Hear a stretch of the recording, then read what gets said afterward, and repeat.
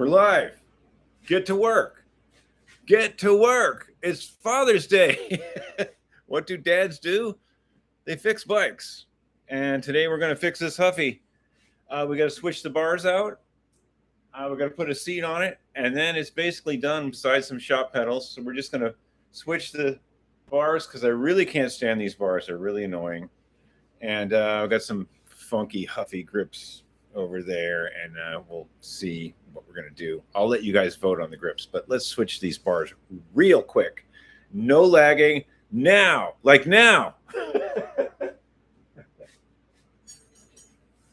Okay, first thing we're going to do is loosen these up, pull those off, and put these other bars on. And to do that, we have to use a screwdriver. Hey, hope everyone's doing good, man. You know, the AC is running and there's a fan. I'm hoping that that's not going to affect the sound quality. Not only do I have the AC running, but I have a fan in front of it. You can see the fan, that white one. I could turn it on low, but I'm kind of digging. I'm digging the flow. I'm digging the flow of the fan. Okay, these are funny. There's an F on here for front. I'll show you in a second. And there's a rear. There's an R on this one. You can't see it, but I'll show you in a second. The rear. Okay, we're gonna let that hang. And we're gonna take these big, goofy bars off. I cannot stand those. And we're gonna put these are non-Schwinn. These are just some generic cruiser bars. They'll accept a brake lever, and they're non-Schwinn. There's no great loss there. They're just a little easier to deal with. And although those were pretty custom looking, I just kind of want these on there. It's personal preference. And since this is Father's Day, it's my day. So it's, you know, I'm important here. All right, let's take this off. Come on now, no lagging. We got to get right to work. You know, we got to get to work here. You guys have been waiting all week for this Tuffy Huffy. All right, we got that loose. We're going to slide these out without nicking the custom paint job. And hopefully, yeah, these are just a bit goofy. I mean, they're such beach cruiser bars. They do have a purpose on beach cruisers and comfort bikes, but it's just not quite me. Let's check for spiders. You ready? Okay. I don't see anything coming out.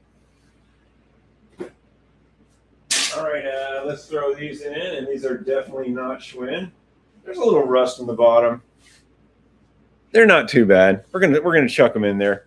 Oh, hey, Michael Carr, what's up? And Midwest Relics. I think that's the same person.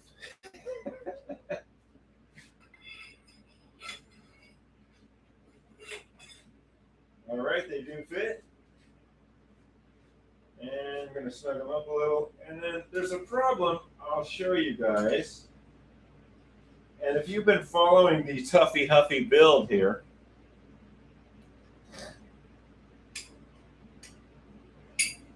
if you've been following this build, you know that the brake cable going through the frame wasn't such a great idea. And maybe on some racing 10 speeds that have clearance for that. But we'll get the final tighten on that in a minute. The brake cable going through the frame here, see, it goes through here. It goes in there, inside this tube to here, and then it goes to the back brake. That wasn't such a great idea. So I'm not going to change the cable housing length. There's no way I'm ever pulling this cable back out of here until it breaks. I'm not changing this length.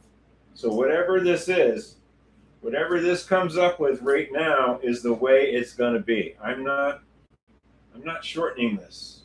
No. So anyway, so these cheap levers, I said I was going to show you, and I will. These little cheap non-Schwinn levers. See how it says R for rear? And that's so you don't mess up and put the bolt on the outside. For some reason, they don't want the bolt on the outside to cut your leg, I guess. They'd rather cut the inside of your leg than the outside of your hand. Anyway, they want the bolt to the inside. Both kinds here. It really makes no difference. Like, if you had the bolt out here on this side, you'd probably rub your hand against it.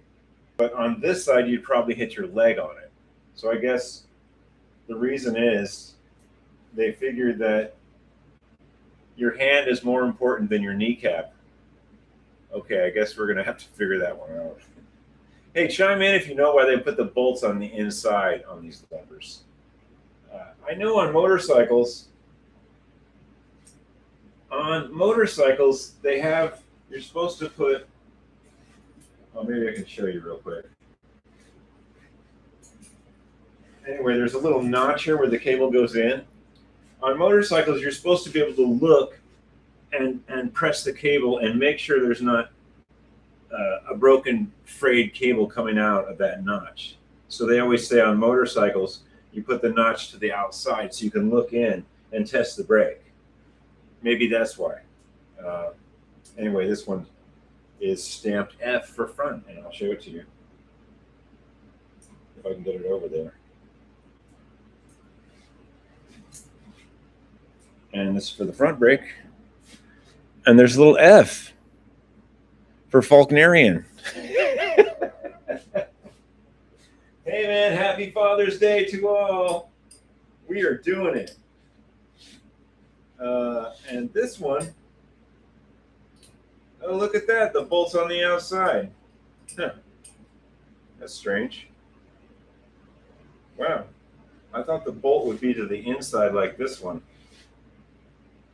Wow. Okay. Well, obviously I don't know what I'm talking about. Did you guys really think I knew what I was talking about? Just because I got this fancy shirt on and this bike stand, you guys think I know what I'm talking about? I got you fooled. All right, so that's looking better already. Like I said, I'm not changing this cable. This can flap in the breeze until 3024. We are not ever messing with this cable housing again, ever. This one I could change or do whatever I want, but I'm never ever messing with that one. Okay, it's pretty good. All right, so we got to decide on some grips. Actually, you guys are going to decide on some grips. When I get a few more people on here, we'll take a vote.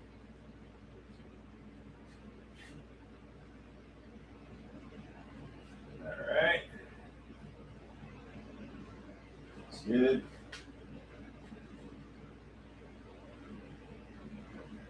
Okay, so the Tuffy Huffy lives.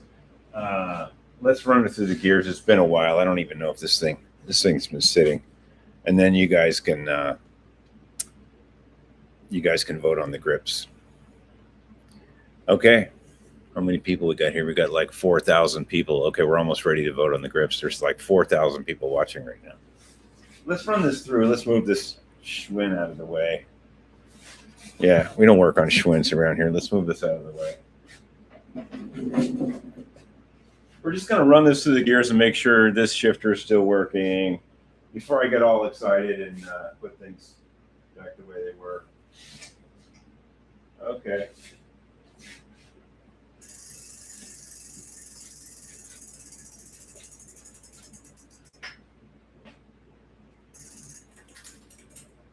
That looks like it's working. Yeah, this was actually a quality freewheel, I bought. It's not doing the whole cheap freewheel dance thing. It's a decent freewheel. Oh yeah, there's nothing wrong with that.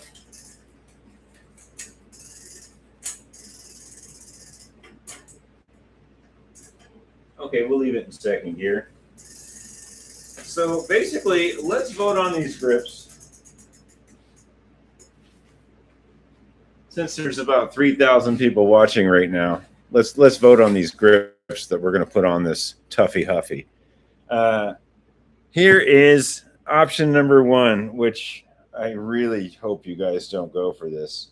These are some painted over Huffy. They could be cleaned a little bit, but they are Huffy. Those are stamped Huffy. There's the H. They're really bad. A mouse has chewed them or something's happening there. They're supposed to be sparkly blue, but they're red painted over. Yeah, okay, but they are Huffy. Second choice. Some really faded Huffy grips. They are Huffy. They are Huffy, and they are in bad shape. Hi, happy Father's Day. Yeah, I don't know. I'd probably have to super glue this. And these probably should go through the dishwasher. Oh, no, I mean, not the dishwasher. We would hand scrub these in the backyard. These would never go inside your house, inside the dishwasher. Okay, so that's 2. And then the third choice, which I'm kind of going for, they're kind of a Schwinn. They're kind of a Sears wannabe. They got this little action going here. They're black. They're in really good shape. And I'm kind of voting on these. All right, so I'll give you guys a few minutes, and then you can all vote. I'll bring it back up, and you guys can vote on the grips. Okay, let's see. Uncle Neil 85. Happy Father's Day, bud. I put the windshield in your car. Hope you're doing well.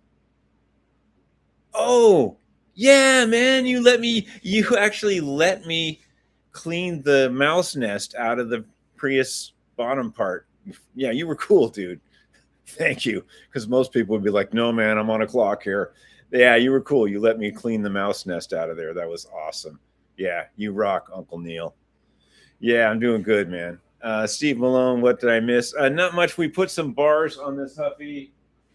We took these bars off because I can't stand these. They're just too big and not really happening. And we put some Schwinn wannabes on here.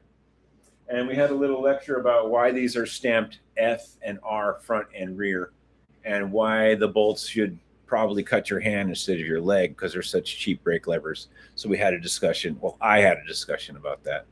And so now we ran it through the gears.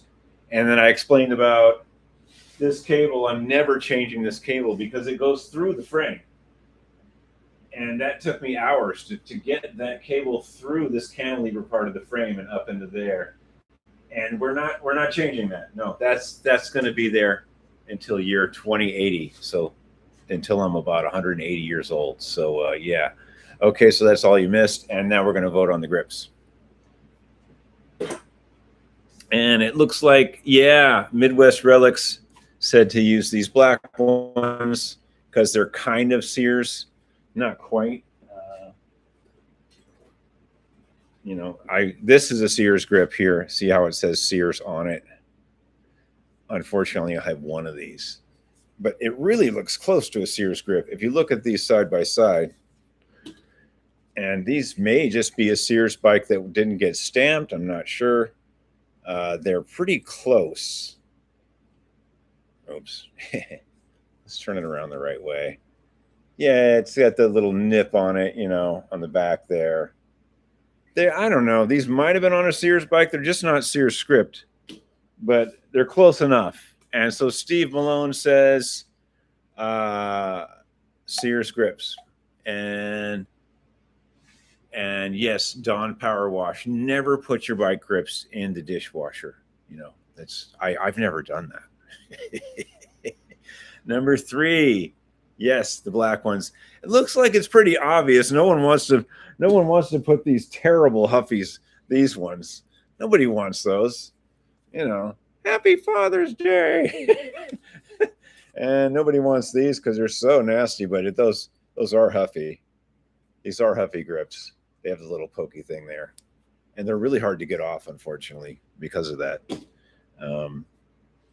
Okay, so I guess the votes are out. We'll wait a few minutes and we'll let people vote. I'm pretty sure these black ones are going to go on. So let's find the seat for this clunker. What I have, and it's not great, is this mongoose seat. It's okay. It does say mongoose on it. Oh well, that's all I really got going on here.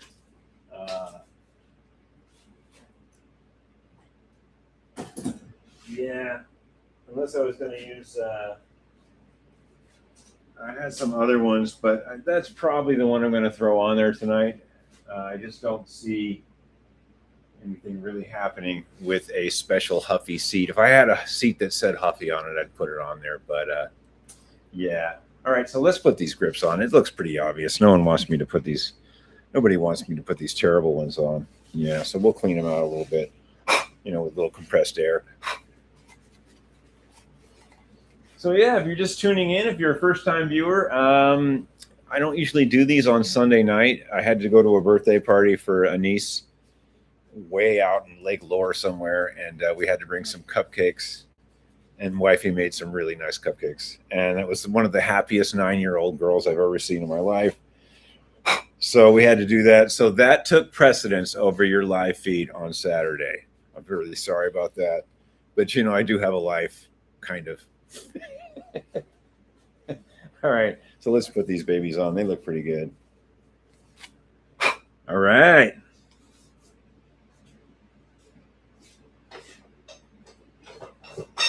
We have our grip installation tool. All right, and here's an old trick. Always get the scuffiest part. Like this one's seen this. This one's seen the pavement plenty of times here. So put that on that side, so it's on the inside of the bars. And this one has also seen the pavement on this side. So we're going to put this scuffed up side on the inside. See what I mean? Like you're hiding the scuffed up part. When the bike is sitting there and someone looking at it to buy it, they're going to see the grip's nice. But when they're riding it and they look down, then, the taillight guarantee after you sold the bike, then they're going to notice the wear. Anyway, we're going to put this wear on the inside here. Oh, we didn't do the spider test on these. Oh, well. The spiders will just have to stay. Oh, they're way too loose. Oh, we're going to have to show you the Scotch tape trick.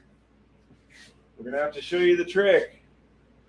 Oh, yeah, these are way too loose. Oh, we're going to have to do the Scotch tape trick. Oh, no.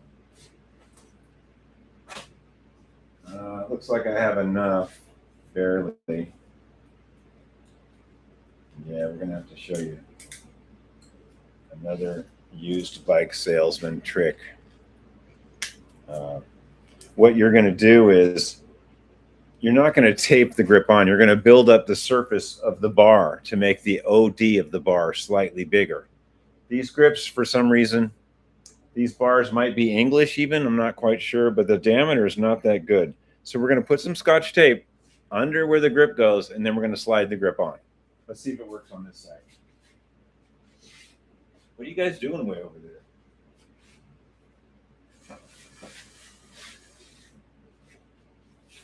That's a little better. Yeah, we're going to cheat a little. We are going to cheat. Yeah, we won't need much on this one, but this one's really loose. Huh. If you thought I knew what I was doing, you're wrong. All right, so we don't need it all the way up there. We just need it towards the edge, towards the back side. We'll put this grip on this handy holder there.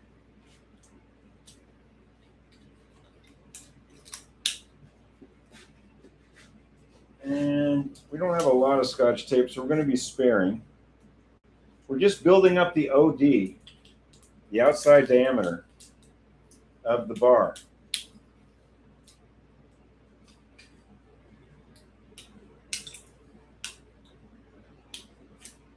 And once we get, I know this is kind of funky looking. No one's ever going to see this except you.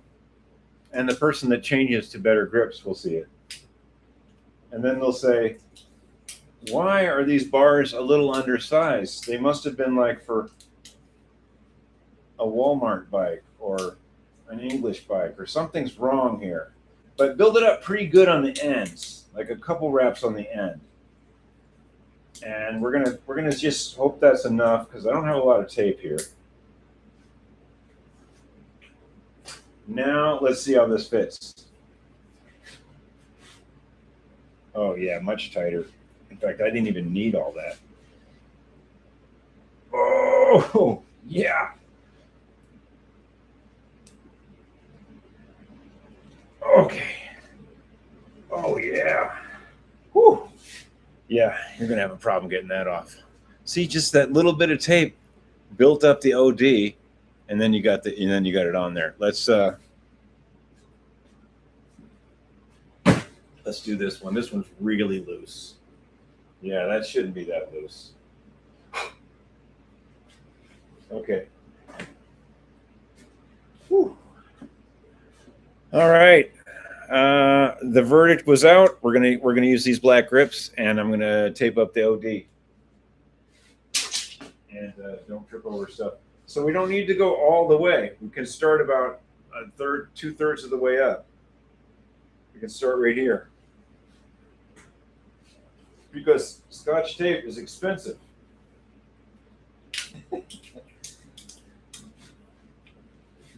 I know, this is kind of hokey. Are you going to glue your grip on? Just wrap it nice and smooth, nice overlapping Scotch tape on there. And when your wife asks you where the Scotch tape went because she's wrapping some presents, just say you don't know.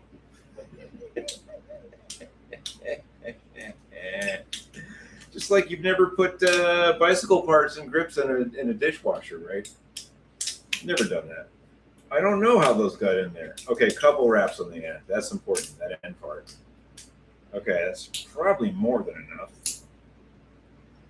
Okay. Now this should go on and be pretty tight now. You saw how loose it was before, which is kind of dangerous. Good time to line everything up before you push it on. Ah, yeah. Okay. Okay, now we can adjust these levers back to touch the grip.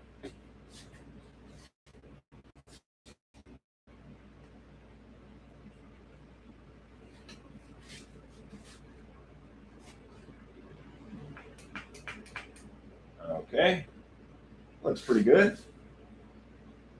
We should probably find a little 8mm wrench to hold this. We will in a moment. And this one is pretty good.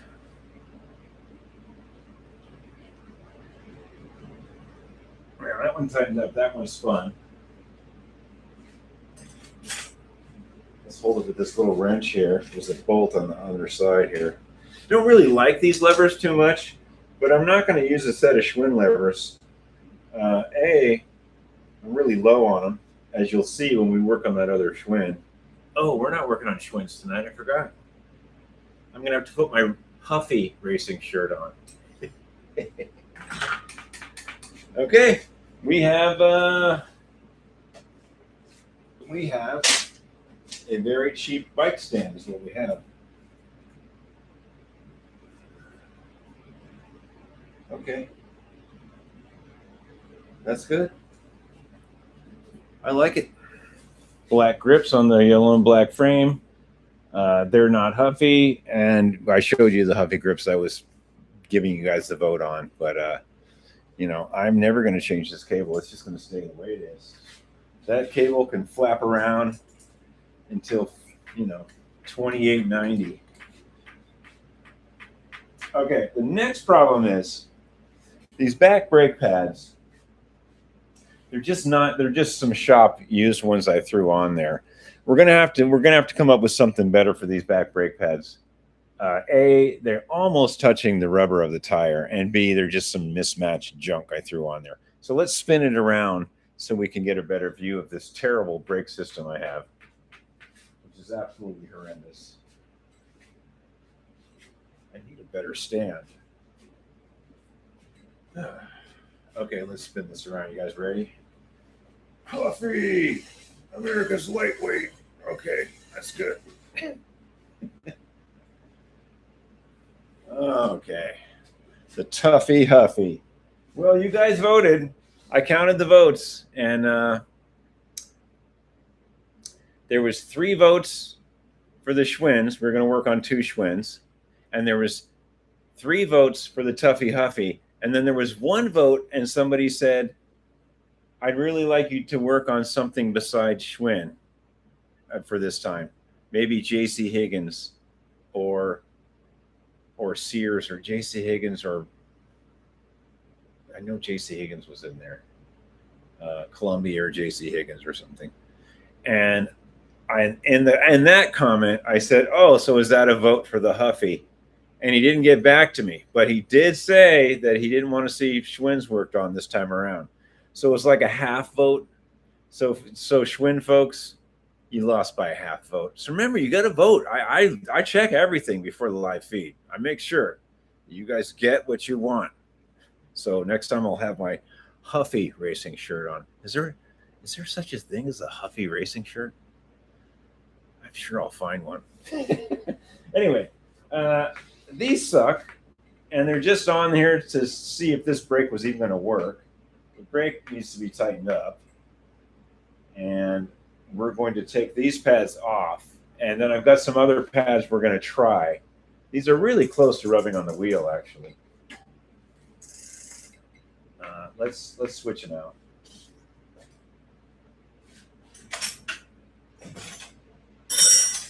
Oh, he's digging through his tools again. That's a problem. Okay, we got that one out of there. We have a couple choices on pads.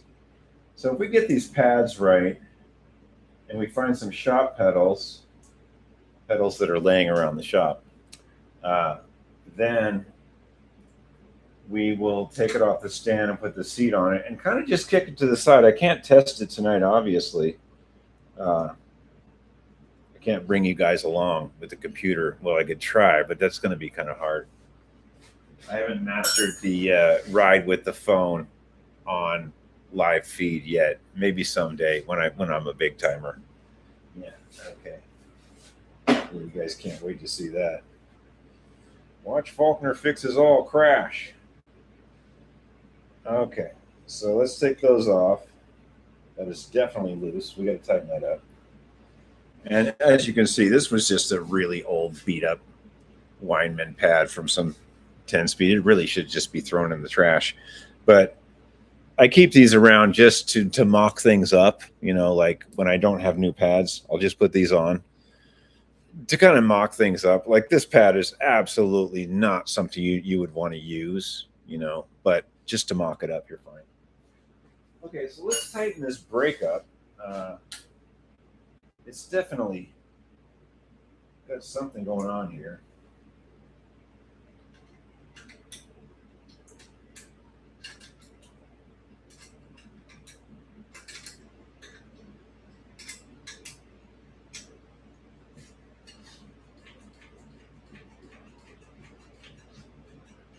It's not the world's best. This is not a very good brake, by the way. It's just barely going to work.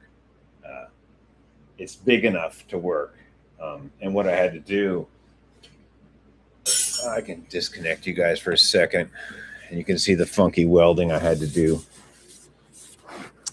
This is the original fender brace for the Good Vibrations Huffy. What I did was I sandwiched it with a piece of metal and MIG welded it into that tube and remigged this also to make it stronger underneath, and then drilled a hole through where I thought the brake would be decent. And Huffy Good Vibrations were always 1-speed cruisers. They were never 5-speed and never 3-speed, always 1-speed cruisers. And this bolt for the fender means nothing for a brake. It's way out. There's no way you're going to get that bolt to work for a caliper brake on a Huffy Good Vibrations. So that's my take on that. And yeah, it had to happen. Larry Brightwell. Hey, Larry, what's up? Happy Father's Day to all. I know you're a dad too, I think. So happy Father's Day to you.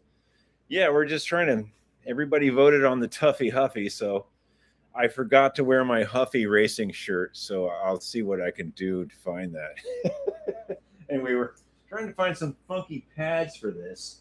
This brake is right on the edge of not working.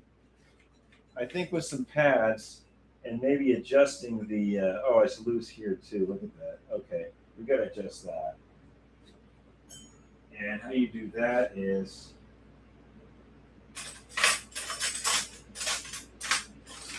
you find a really skinny 10 millimeter.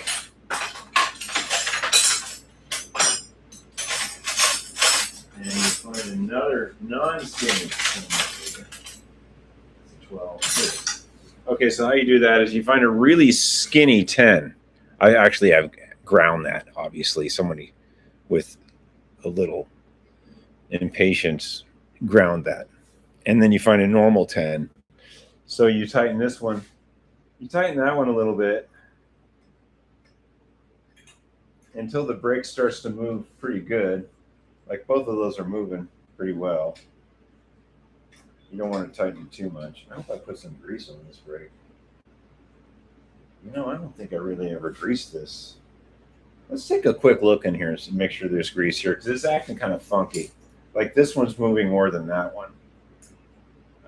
Let's take this apart. I'm not going to undo the cable. I'm just going to lift this off and dab some grease on these washers, and then we're going to go from there.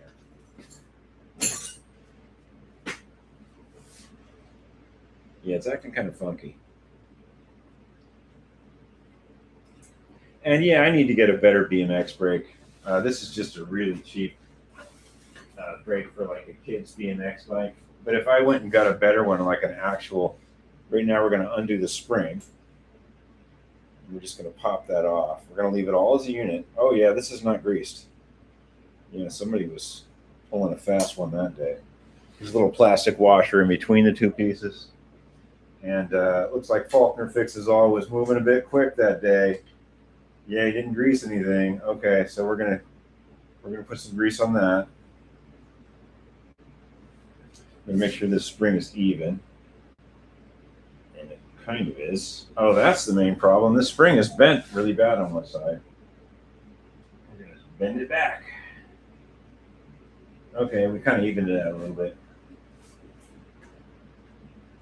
And we'll put some grease on here.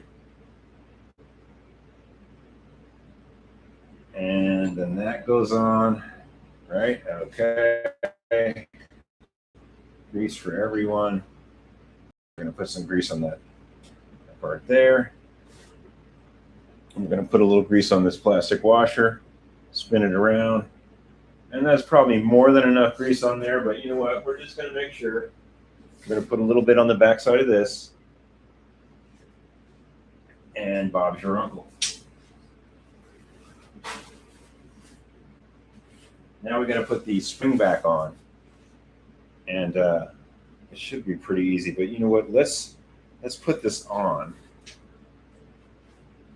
I don't want that popping off on me. Put a little grease there. Spin that around. You guys still with me? Okay. So hopefully, with the spring being straightened out correct, one was a little bent, and grease on these washers, actual grease. And we'll put this spring back on. Ow, that's kind of tight.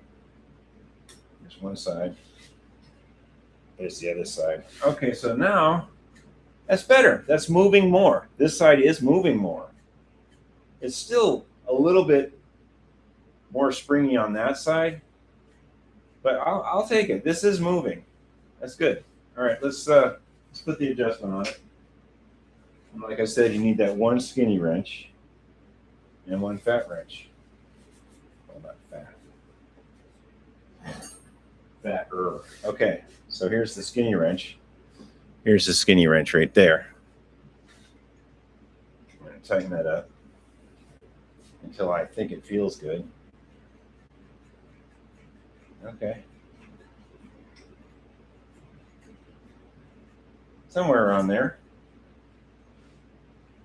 And hold the one on the bottom and tighten it up. But you know what? We should probably switch this wrench around so we don't damage it.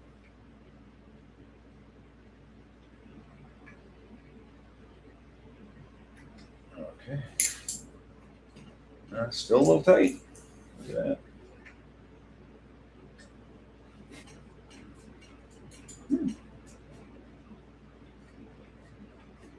Yeah, it's still a little tight. I'm trying to build up some like better action by pushing this one out. Yeah, it's still a little tight. It's just a really cheap brick, folks. Yeah, that's pretty cheap.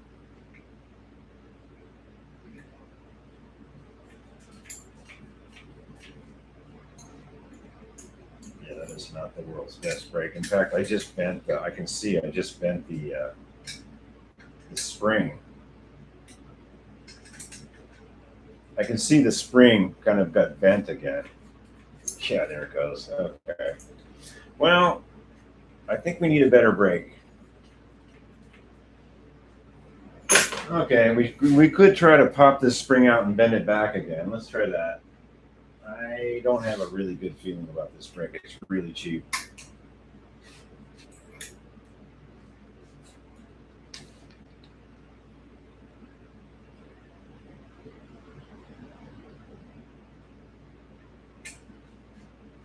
Yeah, it's pretty cheap. That's a cheapy Charlie.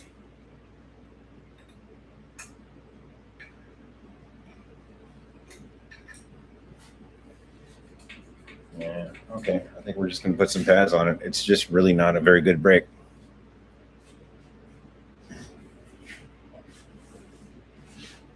All right, well, we got these, which probably won't work very good. And we got these other longer ones. Let's just see how these look.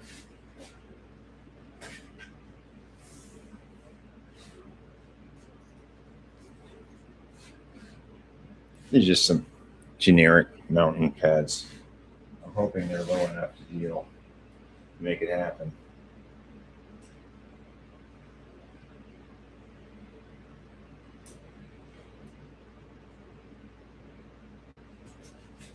It's pretty close to the tire. Yeah, I don't know. That is way close. I'm not seeing that those are going to work very well. You know, when you're doing custom stuff, you're just taking a chance, really, you know. I mean, I have no idea if these are going to work. This side's okay over here. This side's a little close to the tire. Yeah, we're going to have to come up with something better than that. I was hoping the whole brake could go down a little bit. Let's see if that can happen.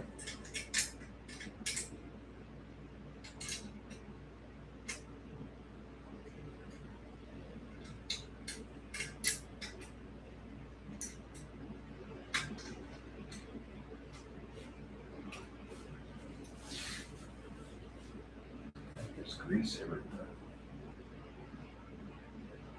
Yeah. That's really... Oh, it did. The brake went down. Okay. The brake shot down that way. I was able to move it. Oh, I think we're okay here. I think I built some adjustment into this. Yeah. Oh, yeah. I think we're okay.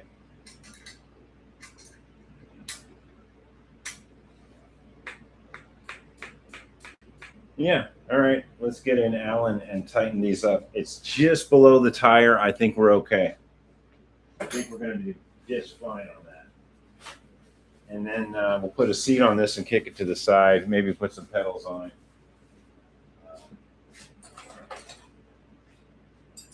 We'll see what we can do from there.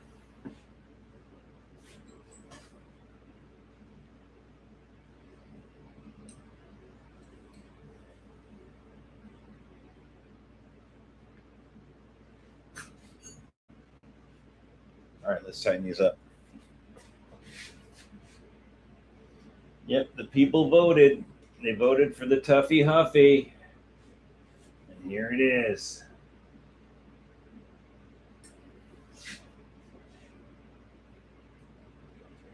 Yeah, I think I'm going to have to get a better BMX brake.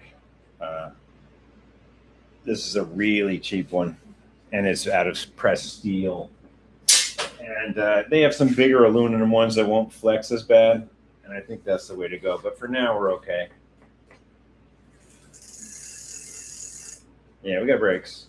And this spring is a little wonky. That's why this isn't going in like the other side. But the rim is really true, so we could probably bring this up a little bit, this adjustment. Yeah, we're okay. Do we need a better brake? Yes, we need a better brake. We will get one. But this is, as a functioning unit, it is functionable. All right, so what we're going to do, find some pedals for this, won't we? Okay. Let me wipe my hands off real quick.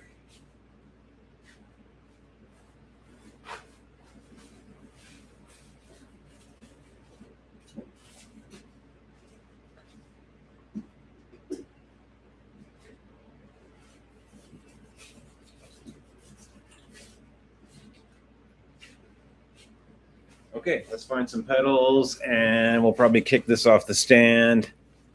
And when we kick it off the stand, we can actually put the little mongoose seat I have, and then it'll be ready for testing. This will be another bike that's just waiting to be tested, unfortunately. That's just the way it goes. Look for some pedals. I'll kick you guys over here so you can watch me dig for pedals. I know that's really important. You guys watching me dig around. It's important.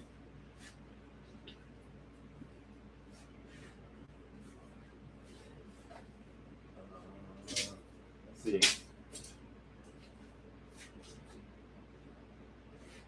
Yeah. Okay, we will now dig for pedals. Hey, while I'm digging for pedals, you guys shout out where you're from. It's always good to kind of tune in to where people are actually viewing from. It's cool.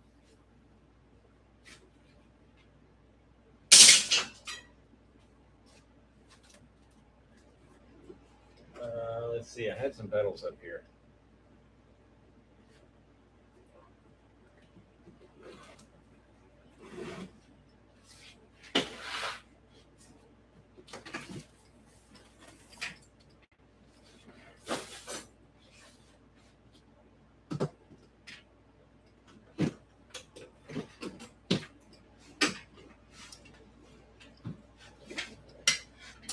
We got some. Don't worry, we got some pedals.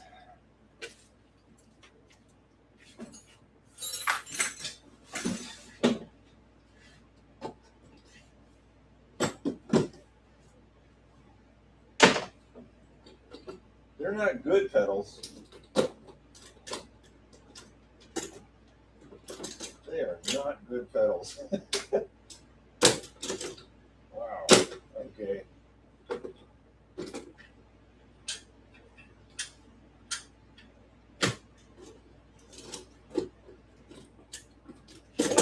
It's those pedals. Wow, that is a bad box of pedals.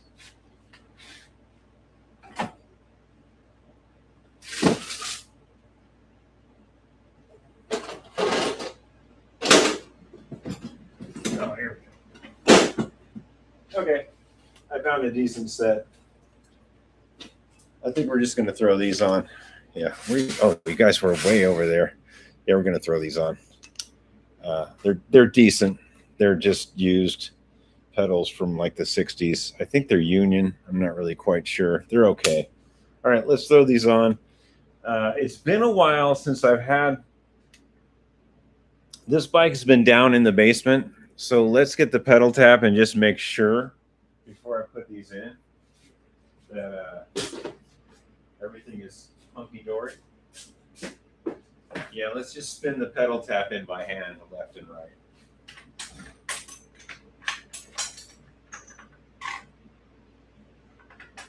Yeah, I don't even think I'll use the tap on this. This is a left hand, half-inch National Fine, left-hand thread. I'll just spin this in by hand on the left side. I just want to make sure before I get all crazy. Can you guys see this? No, you can't see anything.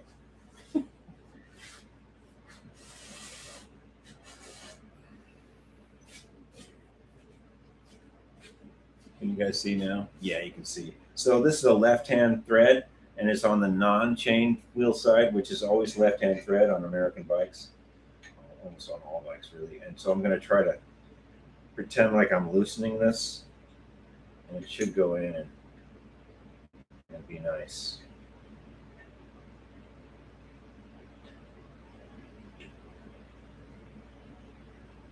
Wow, I might have to use the tool.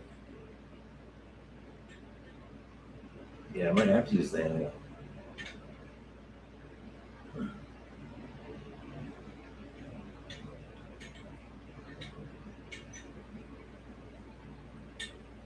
Yeah, we're gonna have to use the handle. Wow. What is going on?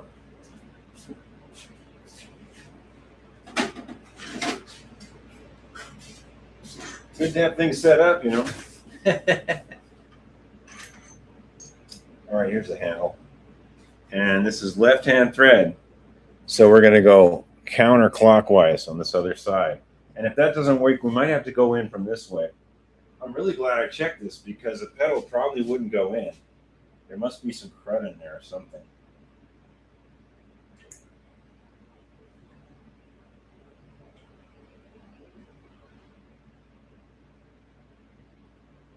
Oh yeah, there was something in there.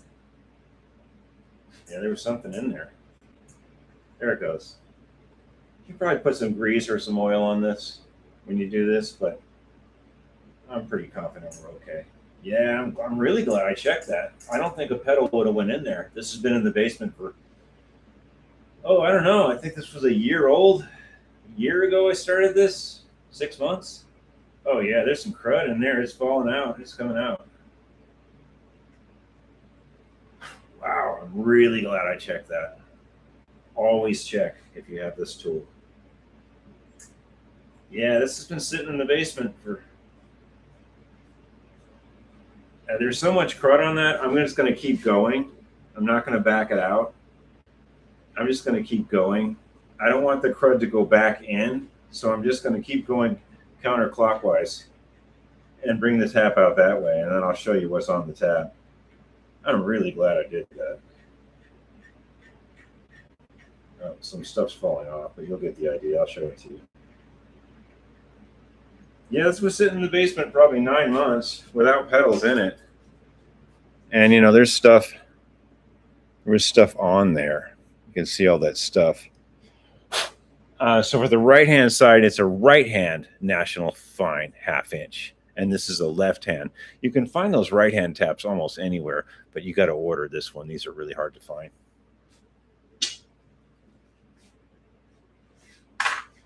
Okay. Let's check that right-hand thread. I'm sure it's the same because I had this in the basement without pedals in it. And there was grease in the threads and it attracted dirt and the pedals weren't in it. So that's what happened. All right, let's put this right-hand tap in. And yeah, there's a little crud in there. Not bad. I'll just move it back and forth. We should have some oil on this. I'm not going to put oil on it. I think we're okay. And this one's got some crud on it too. I can see stuff popping out of it on the back side. Yeah, and I'm not going to back it out. I'm going to run it all the way through because I don't want that crud going back in those threads. I'd rather just run it through and take my time and go the long effort. Now, when you're doing this, don't let it run into the chain guard. Don't let that happen. If you let go of it, like the weight will make it go into the chain guard. And this is kind of a freshly painted bike. We wouldn't want that to happen. Well, you wouldn't want that to happen on any bike, really. Okay, we're going to run it through all the way, right through, because we can. And that way the crud won't go back in those threads. Come on now. Trying to do the right thing here.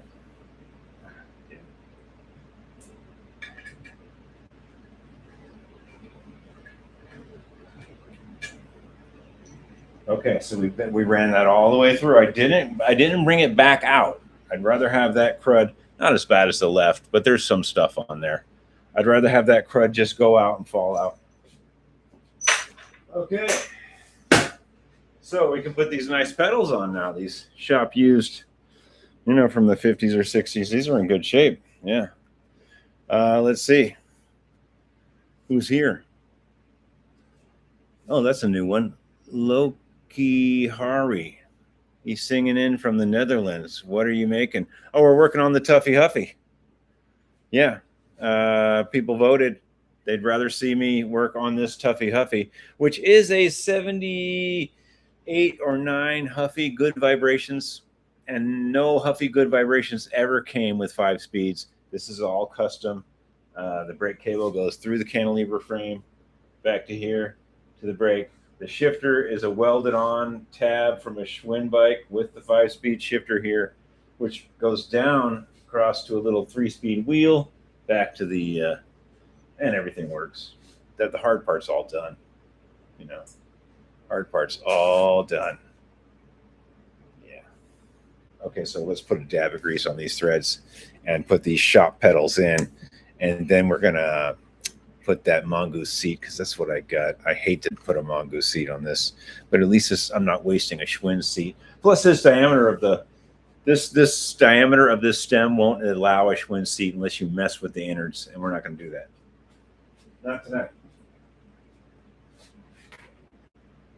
Okay, we're going to put a little dab of grease on these threads.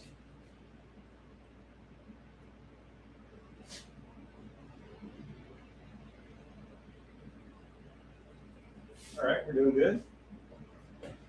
All right. Let's get a pedal wrench. And let's pop this right-hand thread. And these are marked. Always check. That's right. You see the R. And this is left. You see the little L. Don't switch them around, okay? You can do it. With a lot of effort, you can get the wrong pedal and the wrong side. And it is possible. It takes a long time to do it the wrong way, and you ruin the cranks. So always check, you know. And if that L or R isn't stamped there, there'll be like a funny little knurling on the left one to let you know that's left. Or you could just look at the thread very carefully. This is right. We know that. It's going in. And it should just thread nice and easy because you just cleaned this with your tap. You just cleaned it out. And if you can't do it by hand like this, clockwise for the right thread, for the right side, the chain wheel side, something's wrong. It's either the wrong pedal, it's the wrong thread diameter, and I'll show you one that's too big, but you'll never get one of those in. If you get a 9/16 pedal into a 1/2-inch crank, I'd like to see how that works. I don't think that's possible, but I'll show you the difference in just a moment. Okay, that's good. And we did mess with this shifter. That's why it's popping down. We were messing with that, showing you. Okay, let's put the other one in. Oh, I'll show you the difference real quick.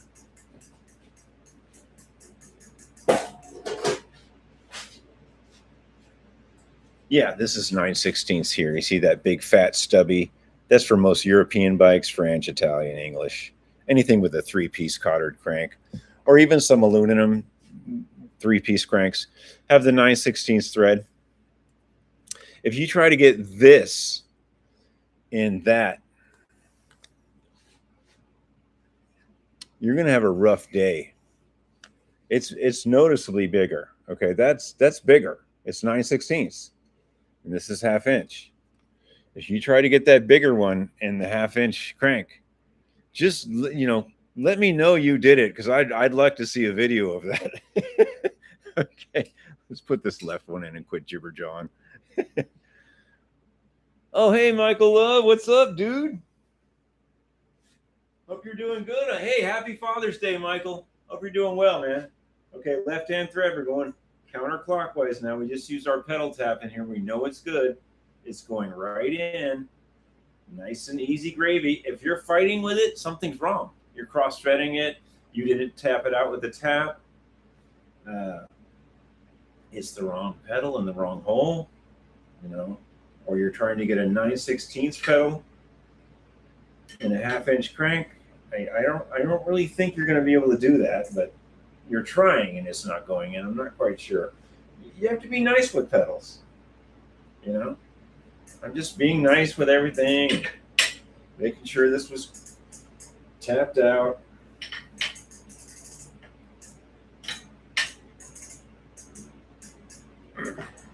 Good. Okay, we now have pedals. Yeah, we've got pedals. We've got grips. We've got a back brake. It's not the greatest. Kind of is weak. And let's run it through the gears now that we have pedals and make sure you guys hear. Okay, you're here. We're in. There's fifth. Let's get you down in there, eh? So you can see what's going on. Okay, we're going to run it through the gears. Here's fifth, fourth, third,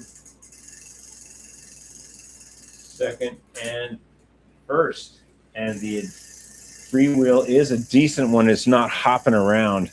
On really cheap freewheels,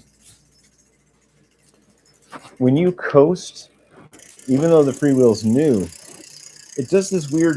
That one's doing it a little bit. See how it's kind of like moving a little bit? Like, arrow. On the really cheap ones, they bounce around terribly. And that's the sign you have a really cheap freewheel. When you see it gyrating and getting like a gyroscopic moment, it has this like gyroscopic deal where it's not quite running true. It is not running true. It's so cheap. The races are so cheap. It's just doing this little wobbly, curvy, I'm not running true thing. So when you see that, it's a sign of a really cheap freewheel. This is kind of a cheap one, but it's not too bad. Okay, so let's get that seat on there. And the reason I have the bike clamp on this post instead of the frame is this is a custom frame that I painted. And it's, you know, I didn't use the best epoxy clear coat. If I put that clamp on there and it moves, it'll mess up my little crazy pattern I put on there. And you can see there's several videos of this, me painting the frame, me welding it. If you go on the playlist and you punch in and you see the playlist, there's one that says all about Huffy, good vibrations. It shows this bike in every form. It shows the way it was. I was totally unimpressed when my tree guy dropped it off. He's probably watching right now. He dropped it off. He said, hey, I just dropped off a vintage bike in your driveway. And man, I was booking over here from work. I was like, yeah, oh man, it's a freebie. And it was just a Huffy good vibrations, completely rusted and rotten. Just the frame and fork. And everything was completely rotten. The fenders, the frame was really rusty.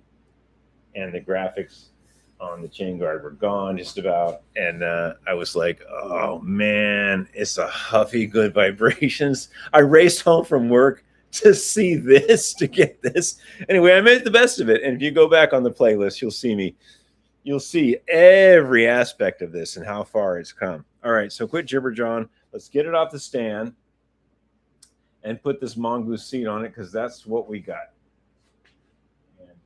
And I'll kind of sit on it and make sure these bars are tight and stuff. Sit on it, posse. All right, now this does have a built-in kickstand similar to Schwinn, but much cheaper. Let's see. Oh, there's John Wilster.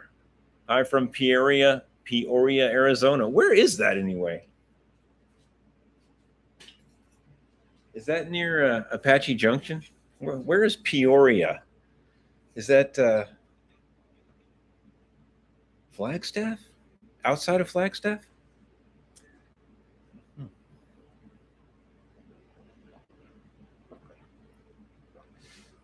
I know where Mike's from. Wow, somebody from the Netherlands, dude. That's really far away. Yeah, that's like the guy in Vienna.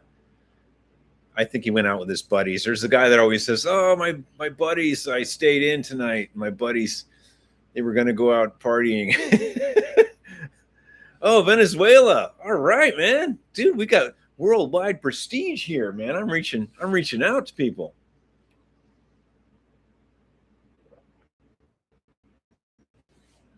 Sorry, we got to hydrate. It's 84 degrees in here. I know that's nothing compared to Venezuela, but it's muggy. The humidity is like high tonight. Anyway, let's get this off. Let's get it off, and we'll put a seat on it. I'm not going to test it tonight. I might sit on it, you know. Oh yeah, Huffy, America's heaviest lightweight.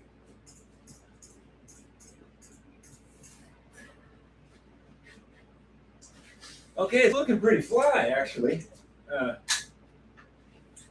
Yeah, kickstand works. This doesn't hit the frame. That's nice. I like to set the bars and handles and brake levers so there's no way if it turns, it ever hits the frame, you know, and chips it. So it's good to set these things. If you do set them, you know, set them so they don't turn and hit the frame. Because when the bike naturally goes like that, you get off the bike and the bars go how they want to go, you know. And if it goes and the lever's low enough, it chips the top of the frame. That's why when you look down on all these bikes, I got all these covers on them. See these? When you're messing around with a lot of bikes in a row and you don't know what's happening and you want to store them a little close to each other and then you should, you put this on the top bar. It just helps. And when you're building some really expensive bike that is much better than a Huffy Good Vibrations, you put this on the top bar when you're working on it, just to make sure that this didn't go clanging into that. Now, these are set correctly not for it to happen. It's just something to look out for, you know, when you're working on bikes. This is like $1 for an 8 foot of this. So it's nice to have. Or you could cut up a pool noodle, you know. If your kids aren't watching, you could grab a pool noodle and grab it and, you know, steal it from them. Just tell them I said it was okay. Peoria, Arizona is 1.5 hours from Casa Grande. Wow, you were out there, dude. And you ride your Schwinn every day to Casa Grande, don't you? Schwinn Suburban. In the morning from 10 to noon. Yeah. Okay. Yeah, I get home around 1:30. All right, let's put that. Here's this mongoose seat we're going to throw on here. There's nothing special about this. It came off of a girl's mongoose bike that I just parted out. Someone asked me if I could just get rid of this bike.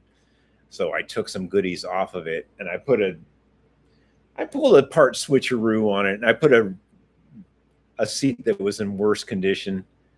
And I stole a few things off of it, and then I donated it to Habitat as a running bike. And you know, what the heck? It was a running bike. It just doesn't have a better... This seat was slightly better than the one I put on. It happens. These things do happen. I think this is 15 millimeter.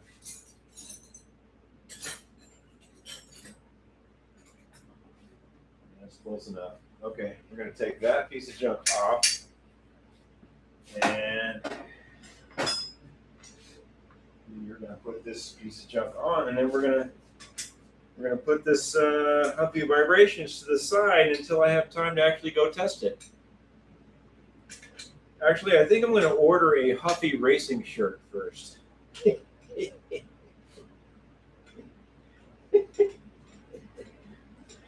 get that Huffy racing shirt.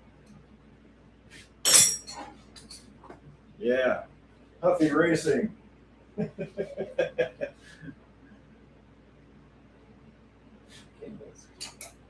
It's acting like it's going to fit.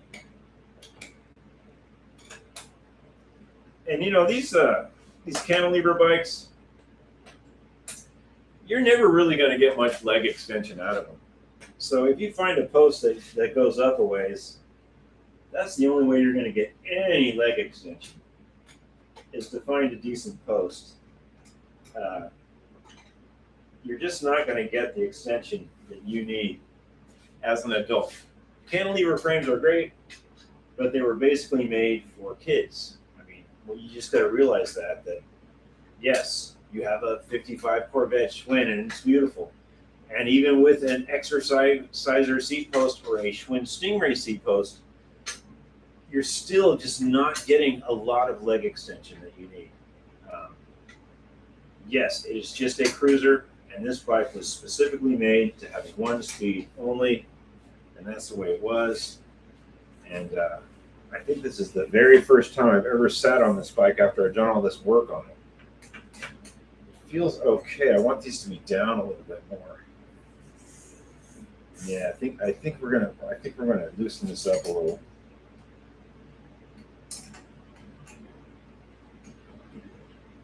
That's better. That's a little better. Still not going to hit. Yeah, we still got this by miles. Yeah, there's no way that's going to hit. Okay, so let's tighten that up. And we're just going to kick this one to the side. The analytics and the people voted, and the AI the AI robots said, you should work on the Tuffy Huffy. And somebody in the comments called this a Tuffy Huffy. And the AI robots, basically said, since somebody named this bike the Tuffy Huffy, that I should work on it in the next live feed. So there it is, the Tuffy, the Tuffy Huffy, good vibrations 5-speed, is done, minus me testing it. Now I did just sit on it. It feels okay. Needs a better seat post. Needs a better back brake. The front brake feels great. Yeah, the front brake will stop you on a dime. Oh, I just made the freewheel tighter. The whole freewheel turned on the hub when I did that. Wow, that was awesome. Oh yeah, there you go. You see how the bike didn't move, but the pedals did? Now it's tight now. That was me tightening the freewheel on the rim. Yeah, okay, that's good. It's tight now. Yeah, okay. I'm going to call this one done for now. We're going to go test it. Unfortunately, I was not able to get fenders on this because I modified the frame so much. There's just no way fenders are going to work.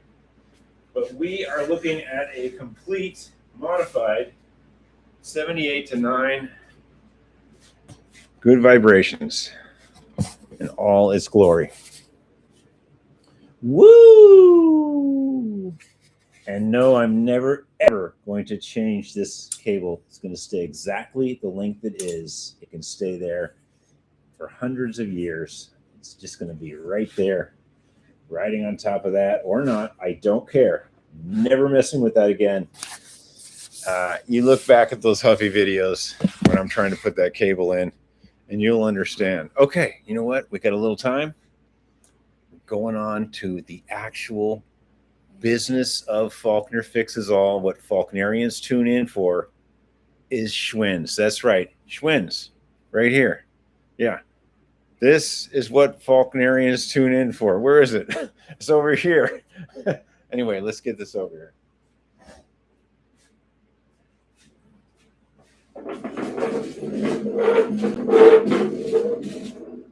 Okay, if you've been following me along, I went to the scrap yard with some scrap, and we made about $64 on scrap.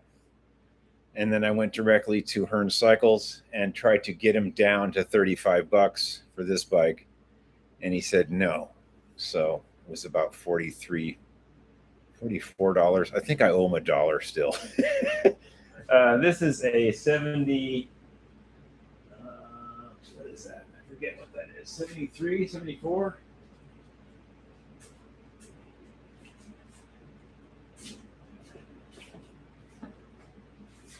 Oh, right. K, right. I think that's a 73. Let's see.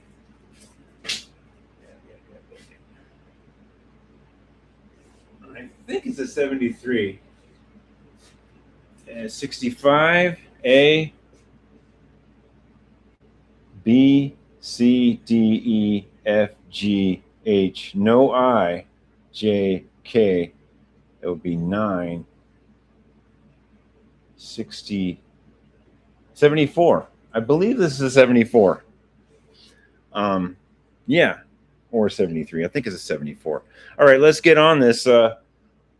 When I got this bike, it had some really funky bars on it, which I did put on another bike over there, so they didn't go to waste, but I didn't like them. I'll show them to you real quick. Maybe the live feed won't kick out. We'll see. These ergo bars were on there.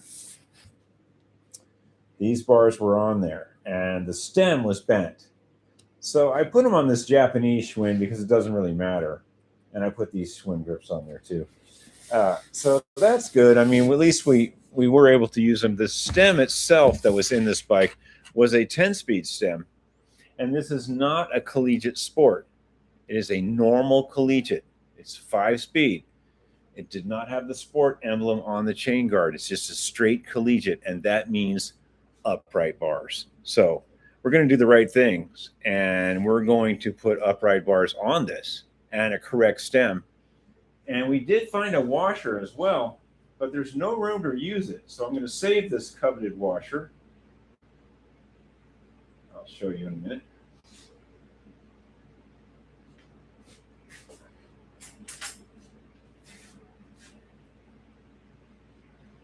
I can get it off.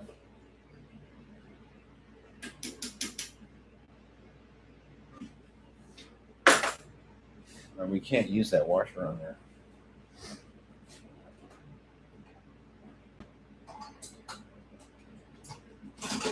Hey, no digging around your tools. AI doesn't like it.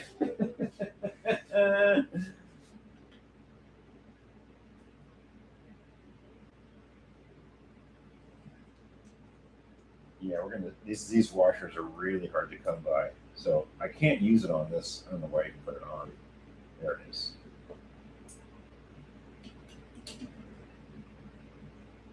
There it is. These washers are hard to find with the peg in place. That peg is very important. I can't use it on this bike. There's just not enough room. Schwinn did not put one on here. There's not enough room for this and the 5-speed shifter and the retaining nut. It's just that. So we're gonna. This did not come on the bike. I supplied this from another bike, so I will save this in my little goodie snatch over here. Yeah. Okay, so what we're gonna do, I think we're gonna just take this fork out real quick, clean the bearings, put some grease in there. This bike is really dry. It's been sitting a long time. Somebody put the wrong bars on it. It had the wrong stem that was bent. I believe that's the wrong derailleur too. It doesn't really look like the right derailleur, but it is Schwinn. The cranks are dry. The wheels are super dry. I left the plastic pedals there at Hearn Cycles. I don't believe in plastic pedals at all. Left them there on the ground. Actually, I brought them back into the shop for them. We're going to undo this, and we're going to clean this bearing and go from there. I did find a rear fender for this bike with much ado. It's in pretty bad shape, and I'll show you. It's hanging right there, and we're gonna make it work. It's for a girl's bike. Yeah, they usually are, and we're gonna have to re-drill it. I don't know how far we're gonna get tonight. Yeah, I don't know how far we're gonna get into that tonight, but we're gonna make this front. We're gonna make this front bar and brake look good. We're gonna make it look nice. And my goal is to have this with bars and maybe a back brake or a front brake, so I can kick it off the stand, and it can be a semi-complete bike with bars sitting over there ready to be worked on. Of course, these are dry as a bone. Dry, not a speck of grease on there. Caked on crud from 1974. Not a speck of grease on there. It's all melted away. There's nothing there. The races look good. We are going to clean this with something really quick, maybe a wire brush and some cleaner, and we're gonna clean in there a little bit, and we're gonna clean. Man, there's just nothing in there. They're dry as a bone, and I felt how dry they were too. So we're gonna clean this a little bit. Now, do I want to spray some caustic chemicals in here with the AC running? Not really. Maybe I'll run out in this outside real quick. First, let's wire brush it off a little bit. I mean, it is so dry. There is absolutely no grease on there.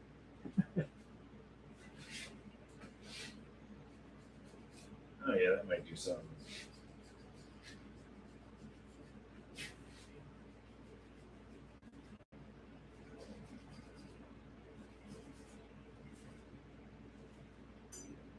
Oh yeah, something's coming off. It's so dry. Wow. Have I said the word dry enough?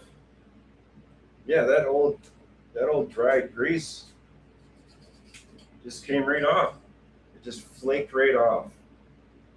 Look at that.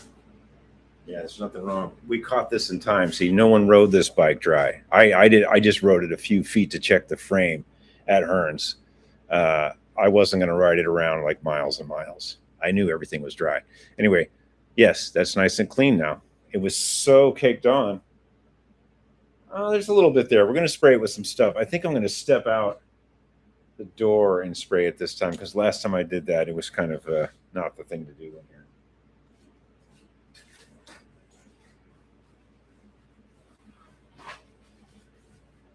Okay, we're going to just step out here for a second, spray some carb cleaner on this without ruining the floor.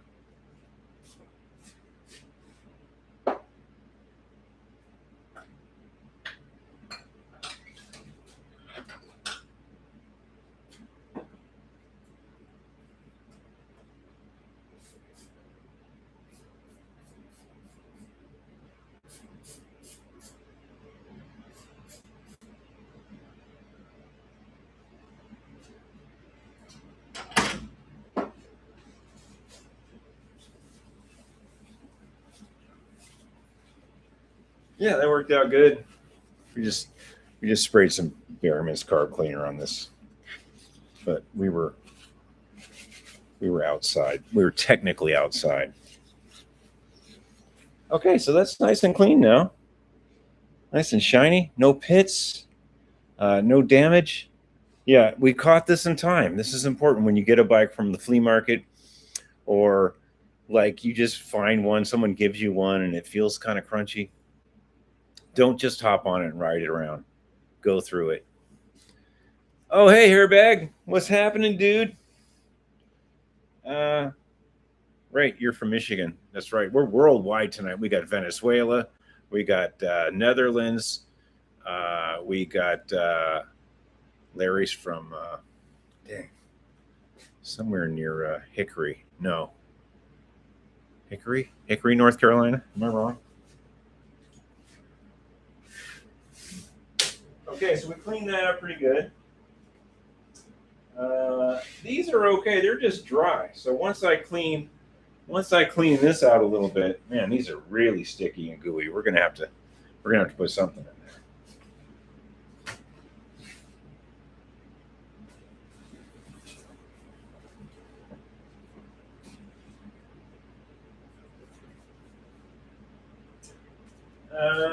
Well, here's some non-flammable stuff. Maybe we'll just do a quick spritz in here. We're not supposed to do this inside, but I think we're going to just spritz it.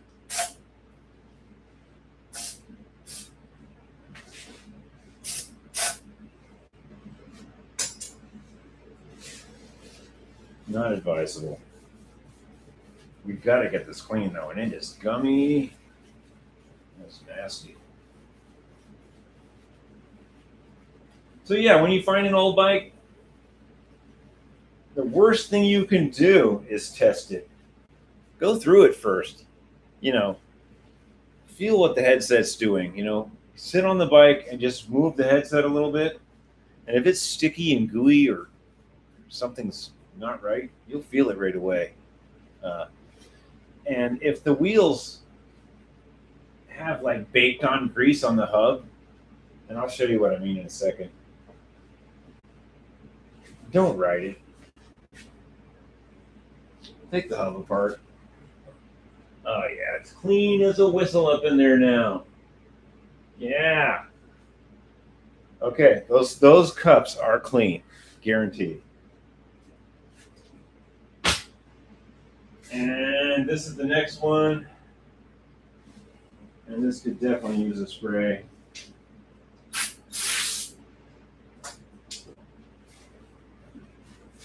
And this is definitely a Schwinn part. Yeah, no one's ever messed with this bike except they put the wrong stem Well, I guess they did mess with it. They put a 10-speed stem on it and those weird bars, and the stem was bent. They put a 10-speed saddle on it, which is wrong because it's not a sport. It's just a straight collegiate. And they changed the tubes and tires, which isn't too wrong. And they also changed the rear derailleur. And then they lost the fender. So, yes, somebody has messed with this quite a bit. Oh, hey, Larry. Near Greensboro. That's right. I remember now. Yeah. I'm getting old. My memory's kind of fading a little bit. Okay, so everything's clean. These bearings aren't the cleanest, but they're super dry. And I don't think I'm going to really spray these down. I guess I could, but they're so dry. I think I'm just going to shove new grease in there and wing it. Yeah.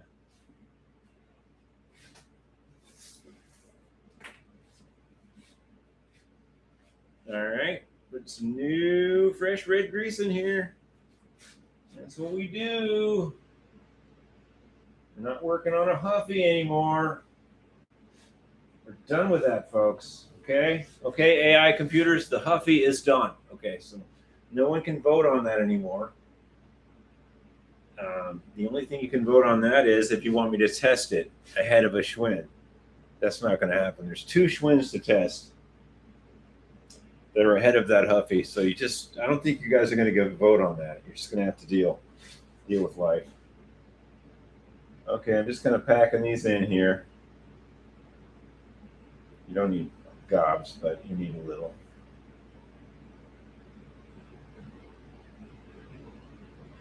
Hey, if my buddy Turtle's watching, happy Father's Day, Tortuga, if you're watching. Yes, I do have a friend named Tortuga.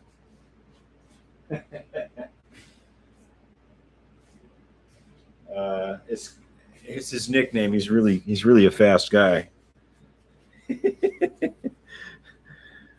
Okay, let's pop one of these in. They're okay. I mean, I could spray them, but why? And they're just dry. There's no dirt on them, really. Okay, that one's in.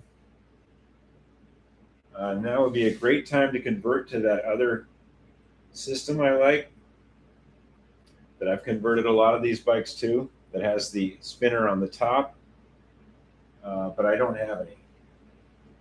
So it's not getting converted. Okay, that's like ready. Okay.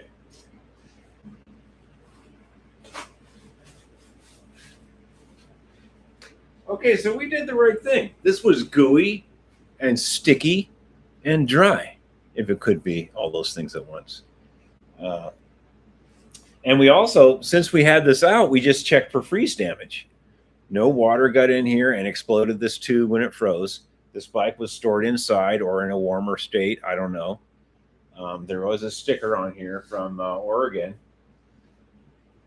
Okay, so let's wipe off some of this excess and put it on that fork thread. We want that to thread on. Okay, so here we go. And we go. So it's twofold. Not only did you clean and inspect the bearings, but you looked at the fork tube itself. I mean, this is an unknown. We just picked it up at a bike shop. He didn't guarantee that anything was good. And that's why I rode it around the parking lot just briefly, just coated it really. I was worried about those dry hubs. And just to make sure that the frame and fork were straight. You always want to make sure of that. So, I mean, I would be okay with the bearings doing that. But taking a long ride on a bike you just got that has signs of not being maintained well is silly. It's not a great thing to do. Okay, so we've checked for freeze damage. We have the fork in now. Oh, that feels so much better. Oh, yeah. Oh, so much better. We'll wipe some of this goo off of here.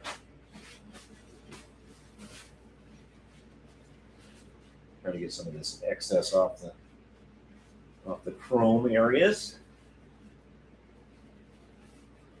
We did spray a little bit of carb cleaner in the shop. Not a great thing. Okay, so this bike's too tight to use one of those washers I just showed you. It did not come with one of these.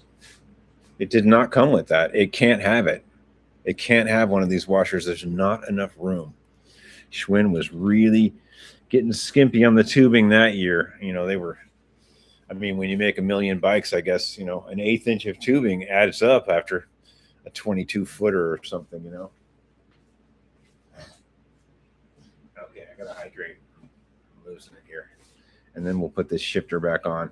And then we'll put the stem and bars that I want to use. And then we'll, I don't know. I don't know what we're going to do. Okay. Let's put the shifter back on. Oh, right. I wanted to change this cable too. This cable is wrong. That is a 10-speed brake cable. Yeah. Yeah, you know, sometimes, and this is also a mountain. Oh no, this one is normal, but some of the other cables were mountain bike cables. We're just cleaning some of the crud out of the middle part of this right now. Okay. Yeah, there's just not enough room for that washer. They didn't give you enough room for that washer. It's just enough for the bolt to go on. There's just about maybe 5 threads, more like 4.5. Let's put some grease to make sure there's some grease in here too. Let's just make sure.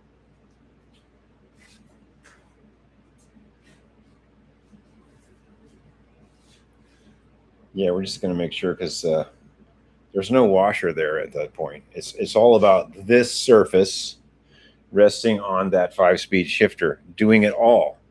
There's no washer to help you there. So that's the problem. All right. Okay, so it's not really going on very well. So I'm going to go backwards until I hear a click.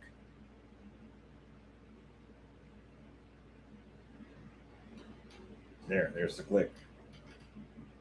I heard an audible click. I was going backwards, and that's the sound of the bolt snapping back down on the thread like it should, because you're going backwards to catch the thread. I know it doesn't make sense. It sounds like it doesn't make sense, but it does. When things don't want to thread on, just go backwards until you hear a click. And then most of the time it'll be fine. Look at the wear on that paint right there. I'll show you in a second. And that slapping on that. Okay. Let's just put not the final tighten on this. We're just going to snug it up a little bit. We're going to put the final tighten when I can sit the bike on the ground and hold the bars really tight. And then I can adjust this how I want it and put the final on it. But we're not going to put the final on it right now. We're just going to snug it in place.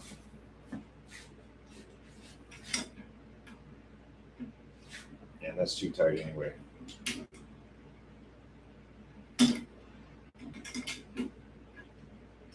That feels really good. That's a lot better. Let me tell you, that is a lot better.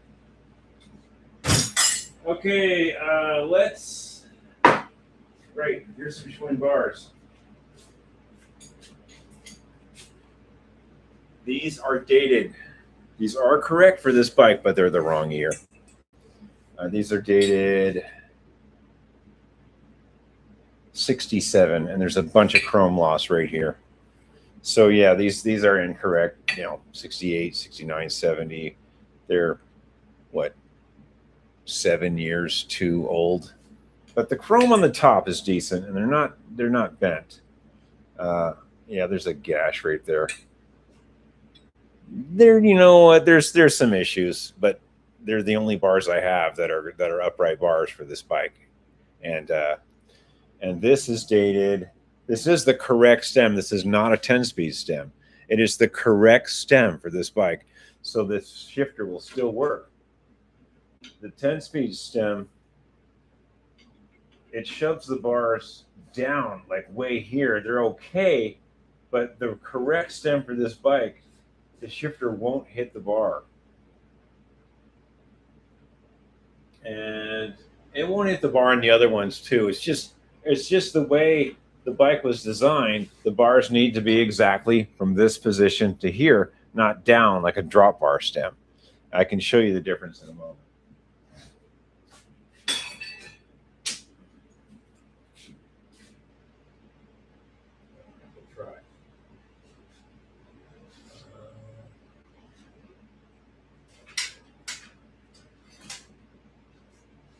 I can try to show you, but I can't find the box of steps.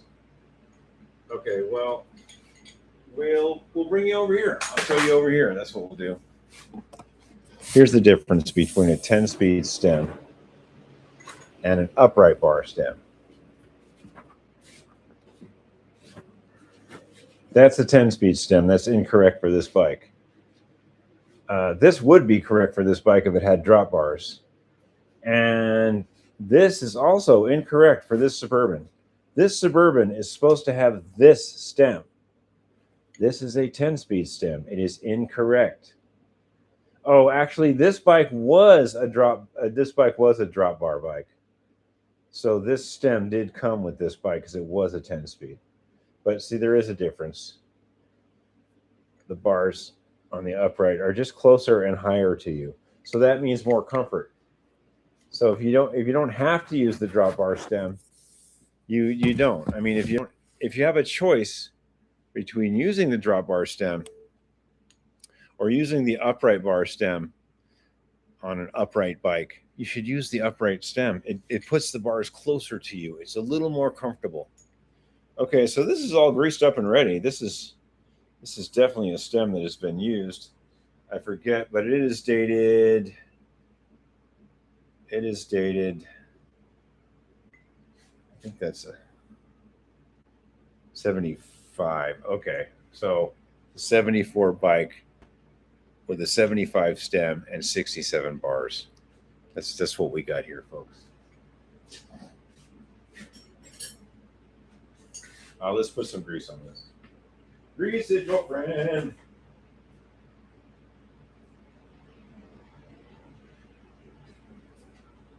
Grease is your friend.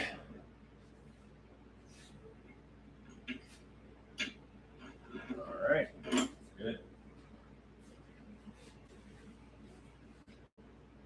So a 75 stem and a 74 bike with 67 bars. Absolutely wonderful, great, grand, wonderful. No yelling on the bus.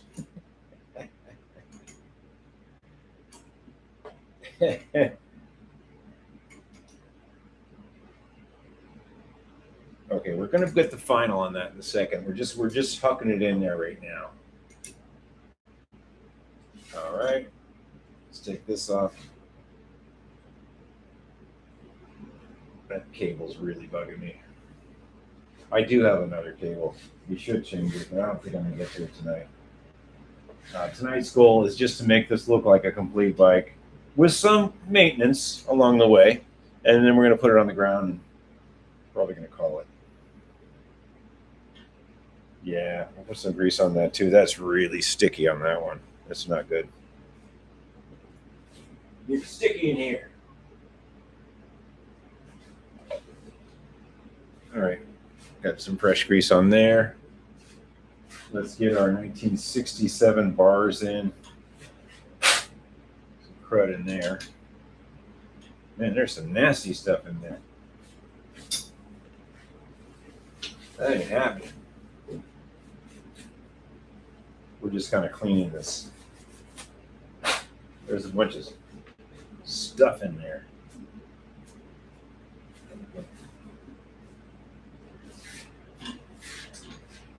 Yeah, if you're just tuning in, we finished the Tuffy Huffy.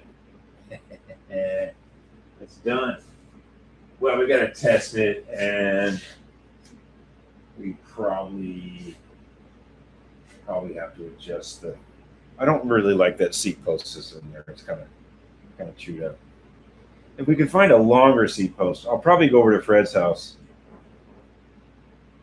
and dig around in his seat post collection.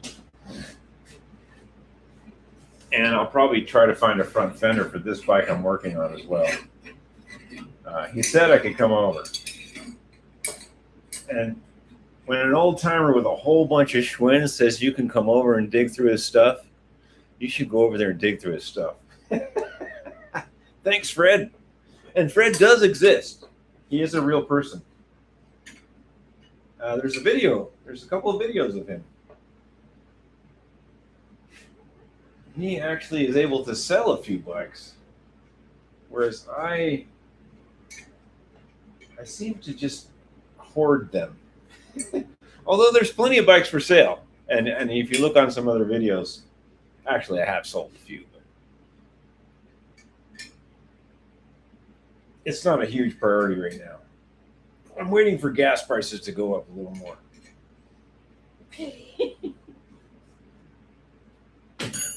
All right, so we now have a correct looking. It is correct looking. You can't tell because no one can see the date codes with things installed, okay? So the date codes are incorrect, but this is correct looking for this bike. Let's put a brake lever on. We have one brake lever, and we don't have the barrels. There's these little barrels that go in here. I don't have them. So what I think I'm going to do, I'm going to put the brake lever on for the front, and then I'm going to shove these red grips on. I don't have Schwinn red grips for this. I do not have red Schwinn grips. I'm going to try to find some on eBay for, I don't know, millions of dollars. What I do have is these pair of well-used Hunt Wild red, kind of almost sparkly red. They'll be okay for now, and that's something I can undo and change out later. And you can put the rear brake on with one of these on. You just have to undo the cinch part and slip it in. And we will probably just put these on. I'll put the front brake on because I want to. And I only have one. Yeah, I mean, I'm kind of running low. I've been doing a lot of 700C conversions, and I'm kind of running low on a few things. And when you find one of these, bike shops want a few bucks for them. So I think I got all the ones at Hearns. I already went through his whole back room. I don't think there's one of these in his back room.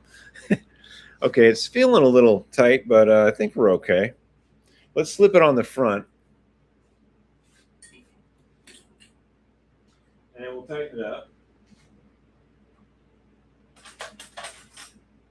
And we'll go from there. And we'll slip these non-Schwinn grips on. Now, the non-Schwinn grips, I can change those out later. And I can also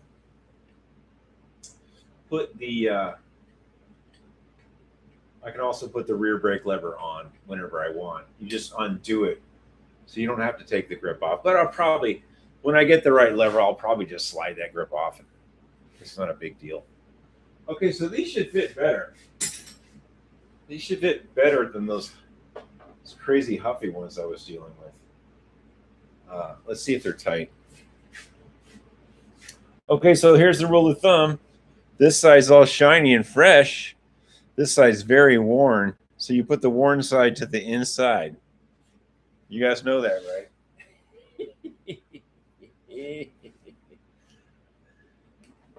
Oh, yeah, these are fine. Oh, yeah.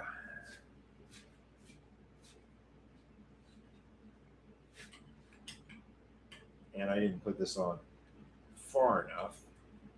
So I think we're going to tighten it up in a minute. And so, yeah, the shiny side on this one is to the outside now. And that's the beat up rough side. And that's going to be on the inside of the bike. So when somebody is purchasing the bike and they're looking at it, standing there looking at it, they're looking at the nice shiny side. And it's only when they get on it and ride it that they realize it's really rough right here. Yeah, like selling cars, you know. You got mismatched hubcaps. You can only see one side of the car at one time.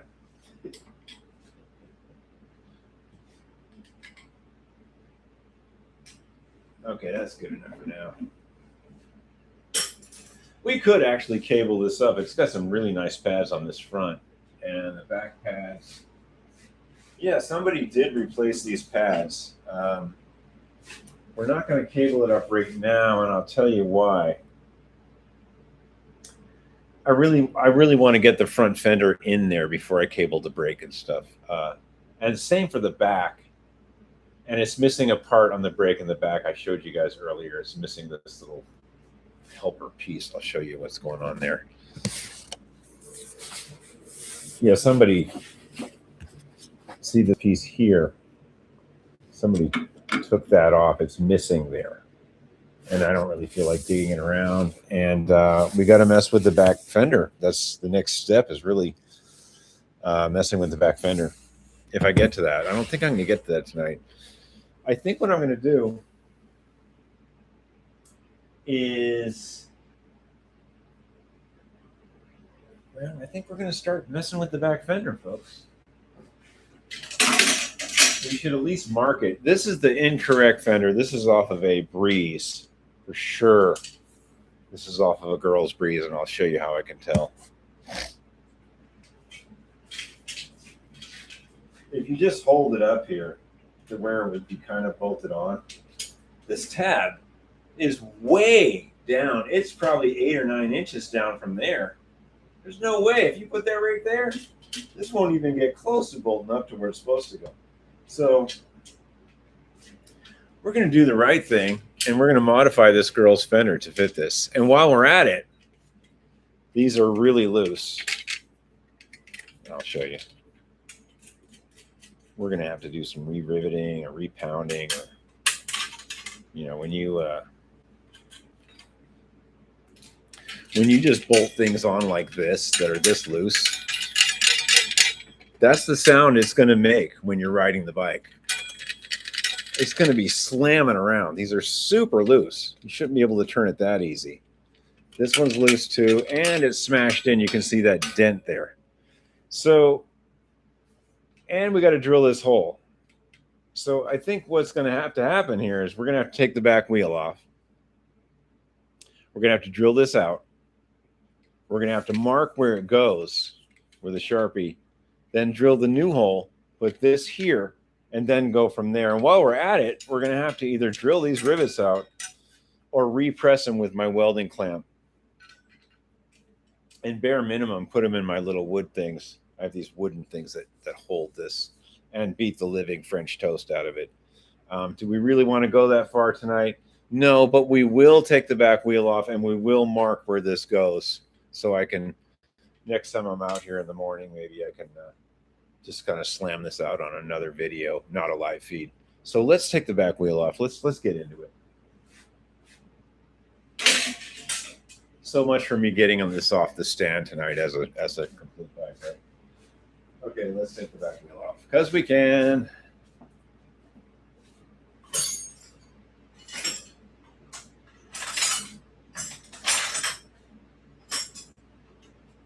I think it's a 15 on this year. Yeah, it is. You guys still there? Okay, good, good, good. How many hours are we in? We're in some deep time here, and that's how it goes, man. You know, we go the distance here.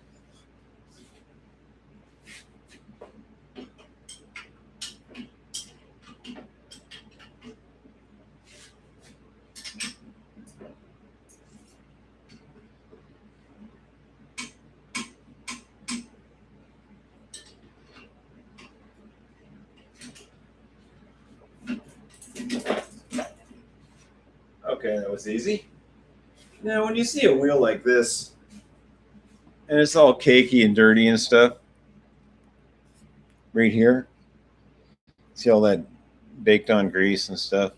And it's all dirty in there. No one's repacked that probably since it was at the Schwinn factory. And that freewheel is really gummy. Oh, man. I don't think I can bring this freewheel back. It is dry and gummy. Dry and gummy. That's the word of the day. That's not spinning very good. There's a lot of resistance. Oh, and the cone adjustment is loose, which is always a bad sign. This little bolt on the back side here, this is loose, the one behind here. That's always a bad sign. That means the bearing's tightened up. Yeah, and it's really dry. Ooh, this wheel may be no good because somebody drove it with bad grease. The heat built this up and this broke free, and then your adjustment is bad on the bearings. And they're dry, and I can feel them. They're crunchy. I'm really glad I didn't really ride this around too much. Yeah, this rim may be bad. The cones may be burned up. That may be bad. We'll have to really get into that. Take the freewheel off, take everything apart, soak the axle, soak the cones, look at them very carefully, look at the cones, soak the races, look at the cones in the hub. That may be bad. We'll see. That's what you run into.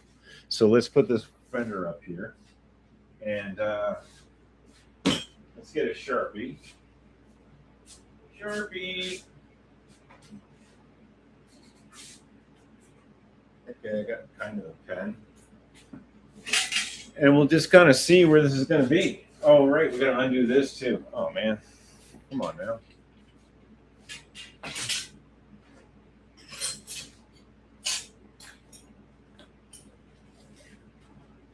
Let's take this brake bolt off.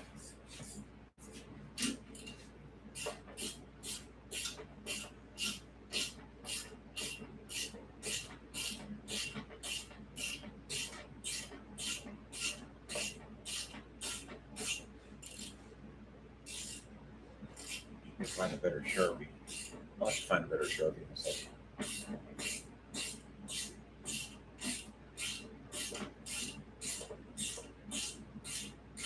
Man, this is one of those marathon feeds. That's how it goes, man. We got to get stuff done. Let's find a better Sharpie. I got to find a real something.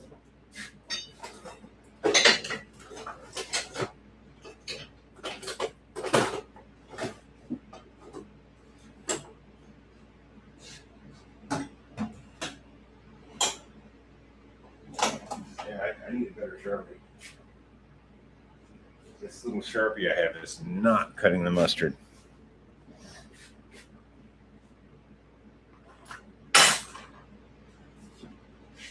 Let's have stuff ready. I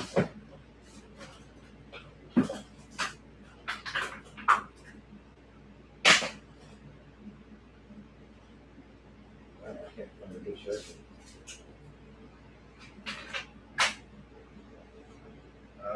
Yeah, I cannot find a decent Sharpie. We might have to just give up. That's not my style, though.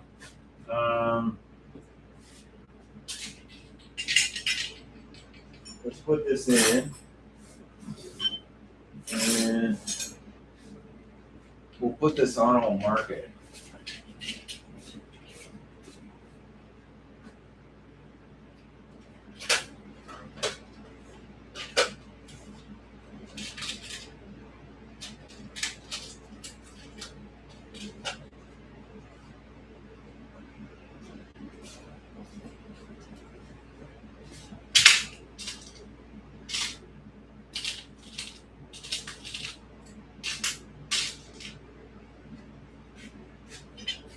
Yeah, these are way too loose.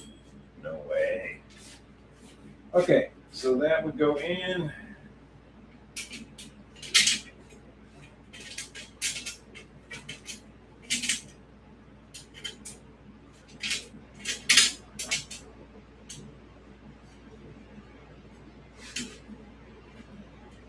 It's here. Okay, good. I'll go away now. This is going to be really exciting. And these are the incorrect fasteners. I will not be using these on this bike. We will find the right ones. Do not worry. These are the incorrect fasteners. Just a little disclaimer. Okay, so if that's in there, which it would be, oh, it's not that far back. I thought this was going to be way down here. It might have been for a taller girl's bike.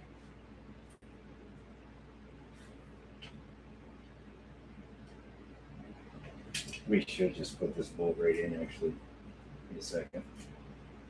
Give me a second.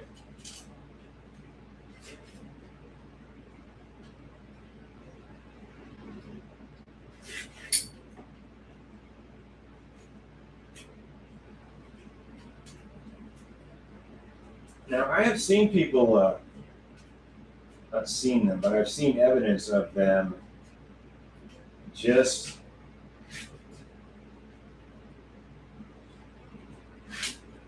they just put the fender on just like this, and they don't do the final drilling, and they just let it go, you know.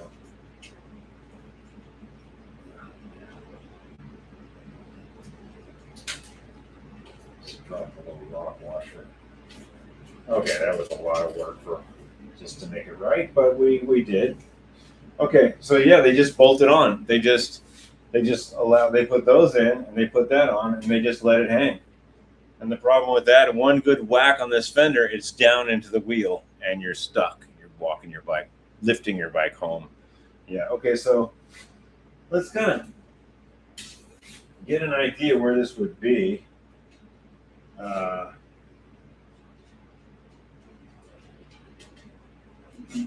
don't really care about this brake right now.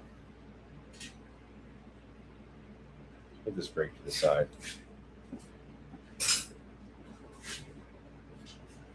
So we're using this, and we're lining that up with the inside of the frame, where this would be if it was correct. Now this is wrong, we know that.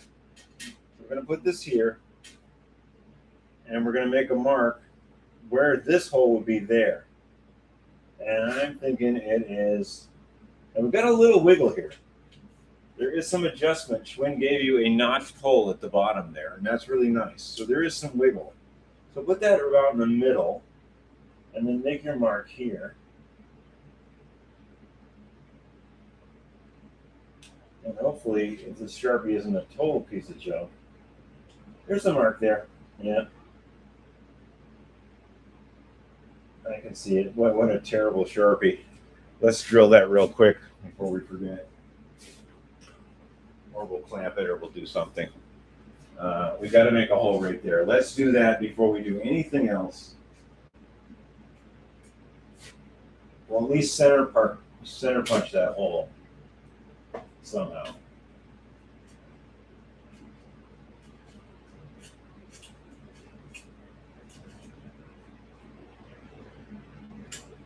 Because if we rub that off, we'll lose that mark. It's not a very good Sharpie, like I said. Okay. So let's just hang there for a minute.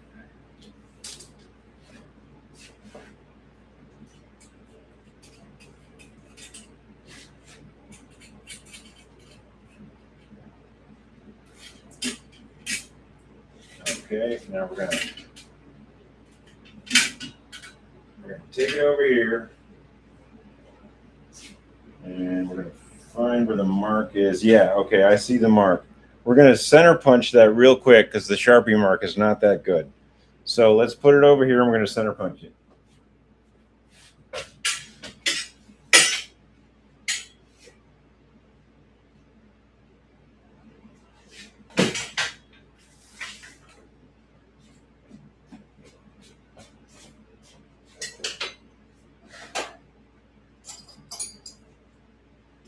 I just don't want to lose that mark because that was not a very good Sharpie.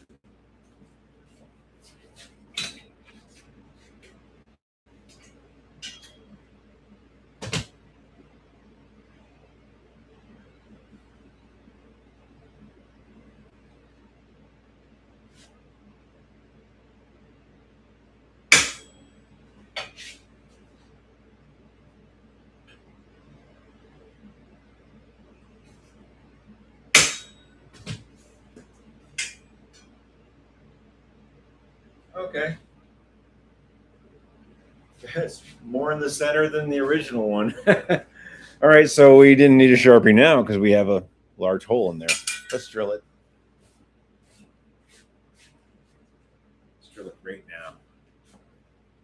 Yeah.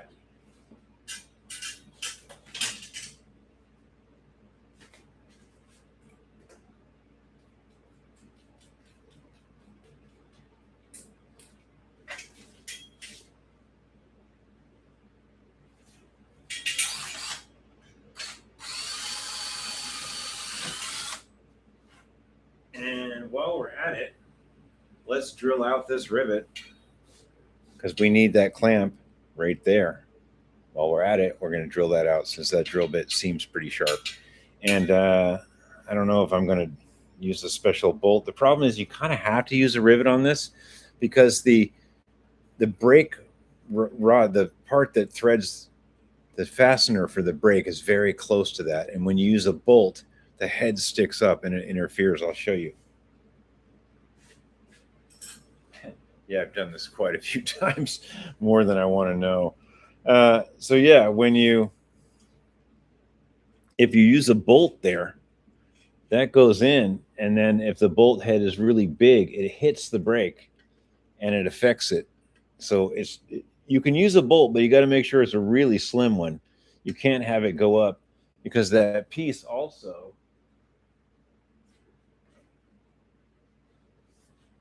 this piece is there too. So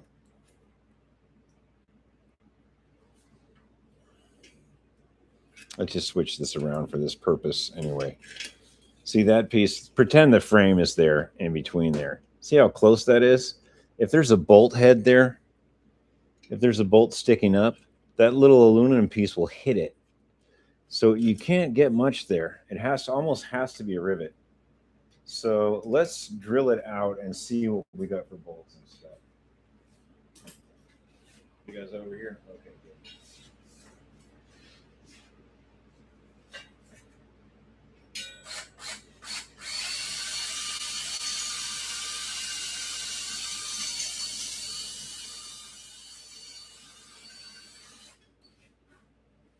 Yeah, the rivet's kind of spinning.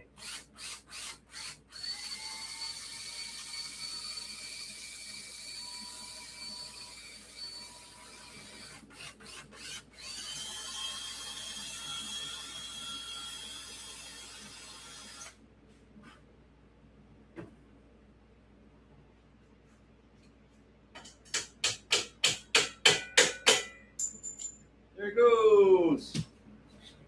Okay, we got that. The rivet kind of stayed in there. Okay, we got that. So, wow, my hole's actually straighter than the Schwinn hole. That's crazy. The Schwinn hole is off a little, and mine's right in the middle. So yeah, you got that, and we'll look around for a bolt. It's probably not going to be tonight, but that's the idea. We could chuck it back on there just to make sure, but I'm pretty confident about my mark. And plus, you've got this adjustment here. I obviously have done this way too many times. You've got this adjustment here. That lets you move it. And also, you can spin this. It doesn't have to be the right way. You can spin it around the other way like that. So you've got that adjustment too. Let's try to get this broken rivet out of here too.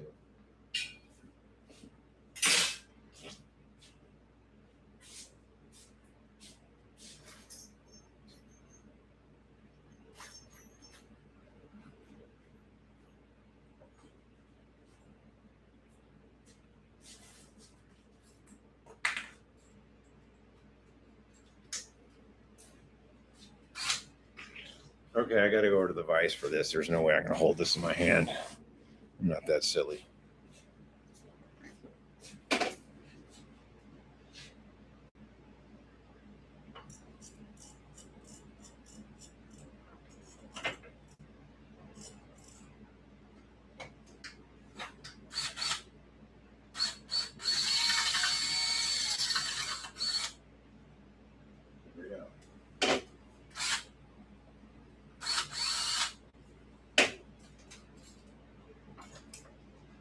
Okay, we got the rivet out. If I had a really small bolt, I might use a pop rivet. I don't think so, though. What I'm going to do is find a right bolt that I can file the head down a little bit. But that's the idea. That's what you want. No rivet in there. Ready for a bolt. And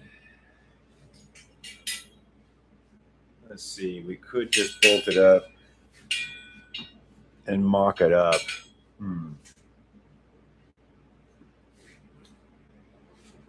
No, it needs to be bigger. Okay, we got to drill this too.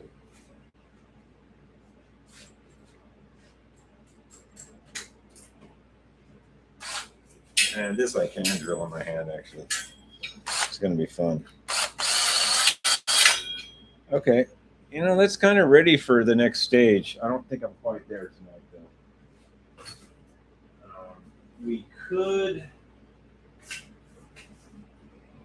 What we could do is mock it back up and just double check before I rivet this thing on. Yeah, let's do that. We'll mock it back up.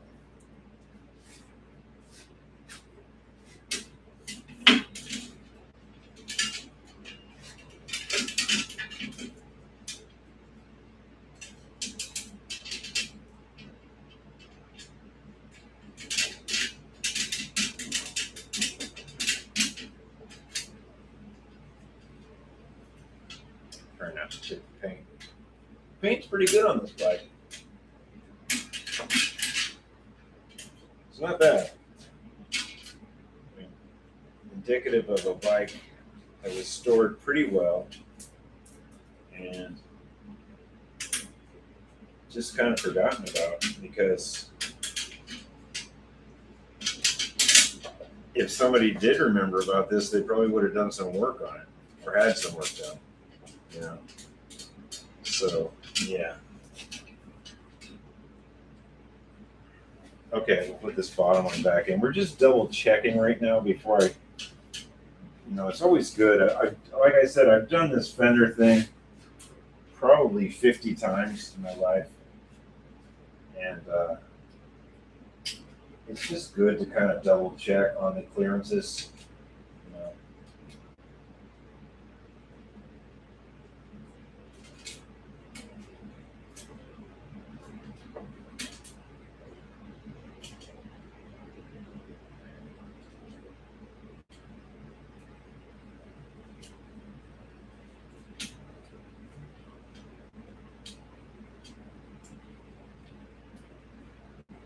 Okay, we kind of got that snuffed in a little bit. There was a bolt that fell way under here. And there it is. Ugh.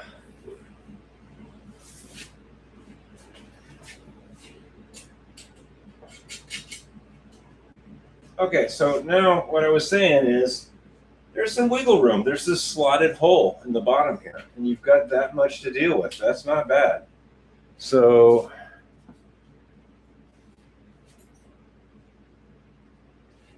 if we had both of these little pieces, which we don't, we could really find out what's going on. I really need this other piece now.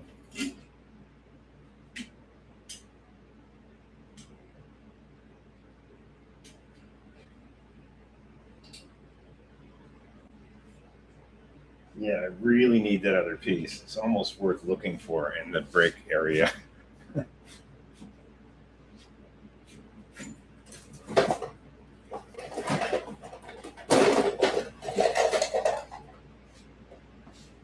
We're going to look around in here. Maybe I can find one.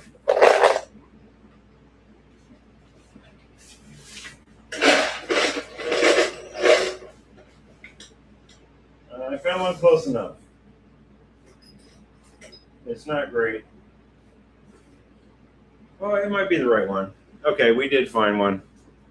We found one, another one of these, and let's actually put it on.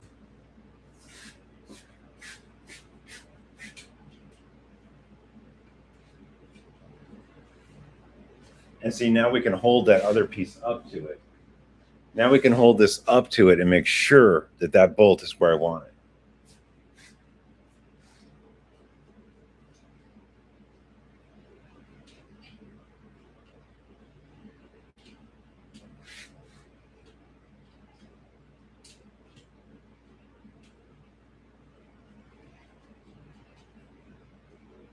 Yeah.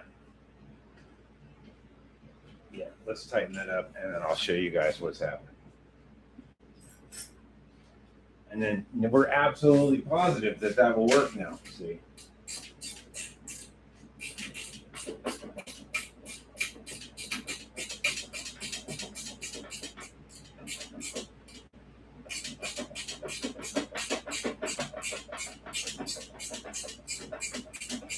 lot of work just to get a fender to work. But it's a girl's fender. It's for a breeze. And so, that's the problem.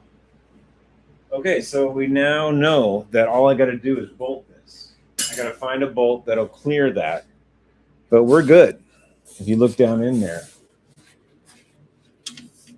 there's some adjustment there. There's that much adjustment. We're okay.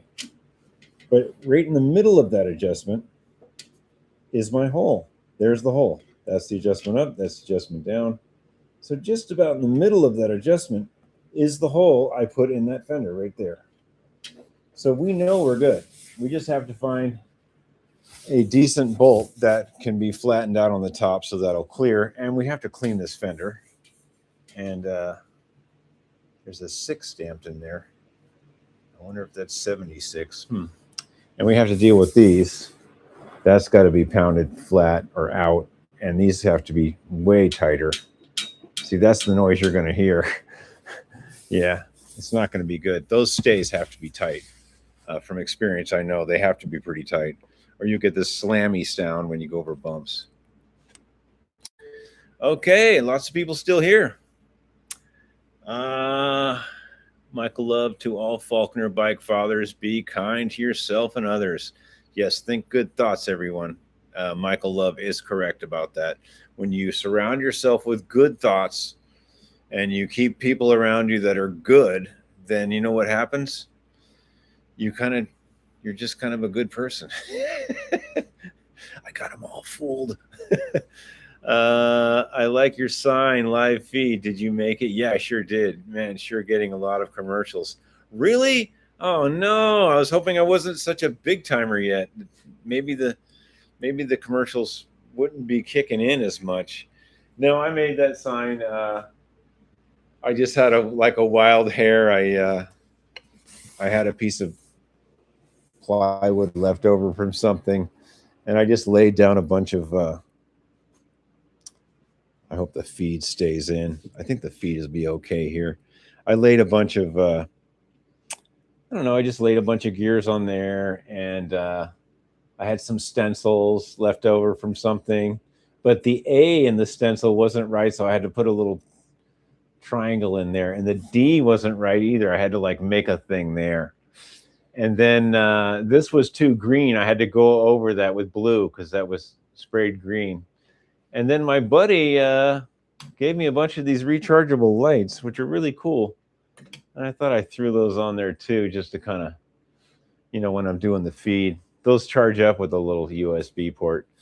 And I don't know, just a bunch of bike parts that were pretty worn anyway. And the N is backwards there, unfortunately. But you know what? After I looked at it a few times, I was like, yeah, leave the N backwards. It's okay. Makes it look kind of country. Yeah, it's all right. So that's the story on that. Yeah, let's see. What else can we possibly do? I don't really feel like looking for that bolt tonight. We did mock it up pretty good. We don't have a back fender. Yeah, this back fender. That's a daytime non-live feed kind of thing. I'll keep you guys in the loop though. I'll when I work on that fender, I'll keep you in the loop. I got special tools for it I made. And I'll show you kind of what happens. You put it.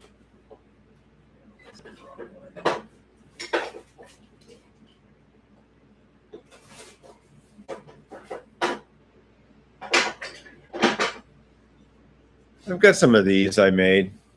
I think it's this one here. And you put it in the vise. And it's kind of hard. You got to do it with one hand. Sometimes if you can get a helper.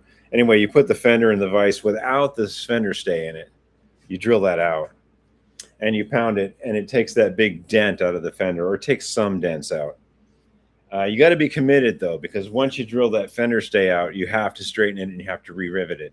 So sometimes I'll try to just pound it just with this and a ball peen very carefully.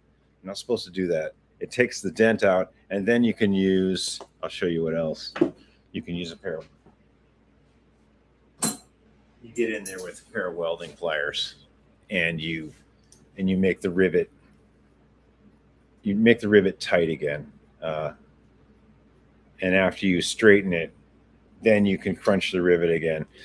It's a real bummer drilling these out and putting different rivets in it. They never look right. And so if you can save what's there and make it tight and not rattle, much more recommended. Oh, this isn't an actual. Look at the difference. That's not a vice grips. That's a no-name brand. See how it's not really lined up? Yeah. Whereas this one, this is an actual vice grip brand. And it lines up pretty well. It's pretty close. These are very worn. Anyway, so we could crunch one of these right now. Let's give this a shot. Let's crunch one of these rivets and see if it makes a difference.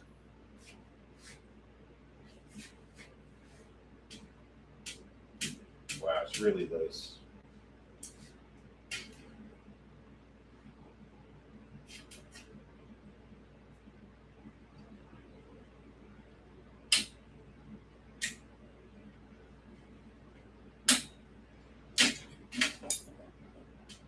Nah, we're gonna have to drill them out. Darn, I'll try. That's a daytime video. That's not a live feed. It's too labor intensive. I need daylight. I need to be fresh. I need to really pound it over there on the vise with my tools with the wooden dies I showed you. Let's take this fender back off and maybe we'll throw the wheels on it and chuck it on the ground, or maybe we'll just push it off to the side. I'm getting kind of tired. Yeah. The good news is the Huffy is done.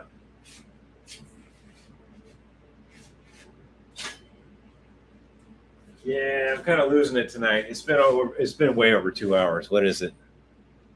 Oh yeah, it's been over 2 hours. Whew, man, you guys stuck with me? People still watching me right now? Thought you would have went to sleep. Yeah, we did pretty good. This is almost getting to where I can make a few regular daytime videos on this.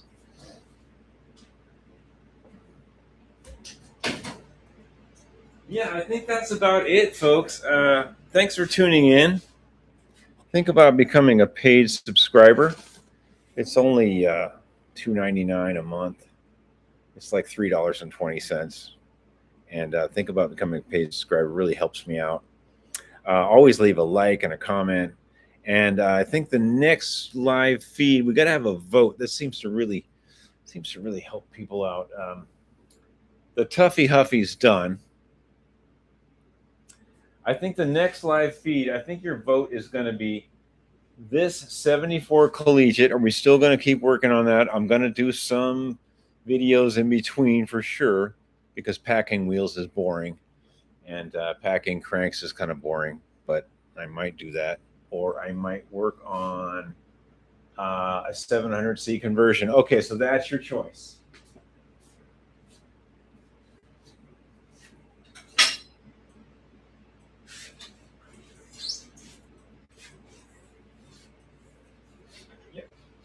Okay, this is your choice.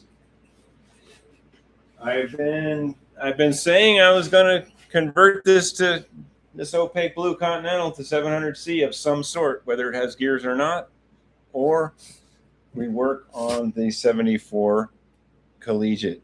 We keep going on that. So it's definitely going to be a Schwinn. There's no Huffies next week. I don't care what the AI says. The Tuffy Huffy is done. All we got to do is test that, and you don't get a vote on that. Sorry. Happy Father's Day. And yeah, it's one of these two. Work on this, some kind of 700C conversion, maybe with gears, maybe with not, or keep working on the 74 flamboyant red Collegiate, and I'll put that in the community feed as a choice so you guys can vote. And it's been really fun. All right, who's here? Oh, Herbag's here. Hairbag, I'm a bit chagrined to have missed the Huffy. In my defense, I was out riding. You were the main Tuffy Huffy dude, man. It's done. The Tuffy Huffy is done. I'll give you a little shot of it here. It's here. Yeah, it's nice. I made it so when you turn these bars, it doesn't hit the frame. That's good. It's got a mongoose seat on it. The back brakes are kind of funky. It's pretty dusty. And like I said earlier, I'm never changing this ever. This is just the way that is going to be. So whatever happens there happens. It's done, and we will test it and probably get a better seat post. I don't really like that post. I wanted to get it up a little higher. And I was saying that cantilever frames, if you think you're going to get leg extension and it's a Huffy or a Schwinn, or well, this is some special tall cantilever, which I haven't really seen a lot of those, you're not really getting the leg extension you need. The tops of your thighs are going to be burning. I don't care if it's a Schwinn and you got the extra cycle post or the Stingray post that gave you a few inches. The bars are still low. The frame is still low. You're not going to get the leg extension you need. You're just never going to get that on a cantilever frame on a cruiser bike. It's not going to happen. So get your Huffy racing shirt on and ride your Huffy, but just know the tops of your thighs are going to be burning. I make the mistakes so you don't have to. Let's see. What were you riding? What airbag? What were you riding? A Schwinn? Were you riding a Huffy?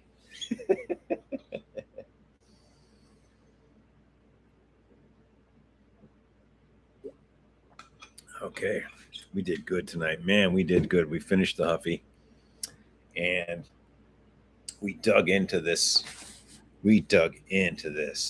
This has got fresh grease on the headset. We've got the back fender ready to modify with one little bolt to go.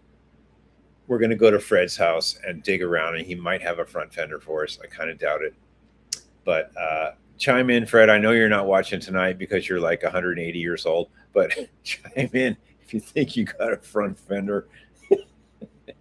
And I'll come over and maybe do a video. People like to see you jumping around, riding your bikes.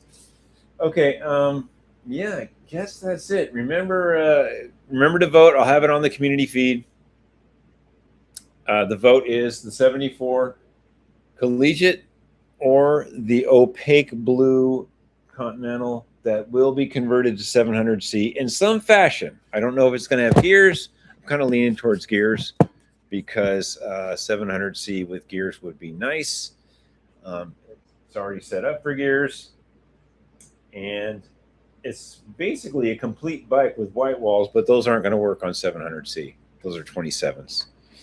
I was on my retro mod Fuji 76. Oh, right on, man. Fujis are so awesome. I had this little girl's Fuji that everything was rotten on it that was chrome, but the frame and fork and seat and grips were all beautiful, like this lime green from the early 70s. And I just got fenders and anything that was chrome that was good off of other bikes. And man, I sold that thing on eBay for like $400. The frame had that little Fuji sticker on the front, or the emblem, had like a lime green seat, chrome tips on the forks, and the actual paint of the frame and fork and the lime green seat and the grips. It was so beautiful. It just, during COVID, somebody bought it. I mean, on eBay, and it went for well over $350. And I just found it in somebody's junk pile. But everything was rotted that was chrome. The wheels, stem, bars, fenders. I can't believe the frame and fork and seat made it. It was just like, wow, what happened? Sometimes you find bikes like that. The paint's perfect, but it was just sitting in a basement that had some weird road salt, or let's just say the chrome did not make it. Anything on that bike that was chrome, wow, cool. Fuji's are awesome. Good bikes. I sold that one for quite a bit of cash. That was good. All right, get your votes in. I'm tired of yakking out here. I'm going to turn off the AC. When that happens, I have to leave because it's really hot and stuffy out here. Okay, good seeing you, everybody. Happy Father's Day, and remember to vote. And a final shout out to my friend Tortuga. Happy Father's Day. And you know, if it wasn't for dads and moms, then we all wouldn't be here, right? So where would we be? We'd be on another channel. Yeah, that's it. Words of wisdom. All right, peace out, man. See you guys later. I'm out.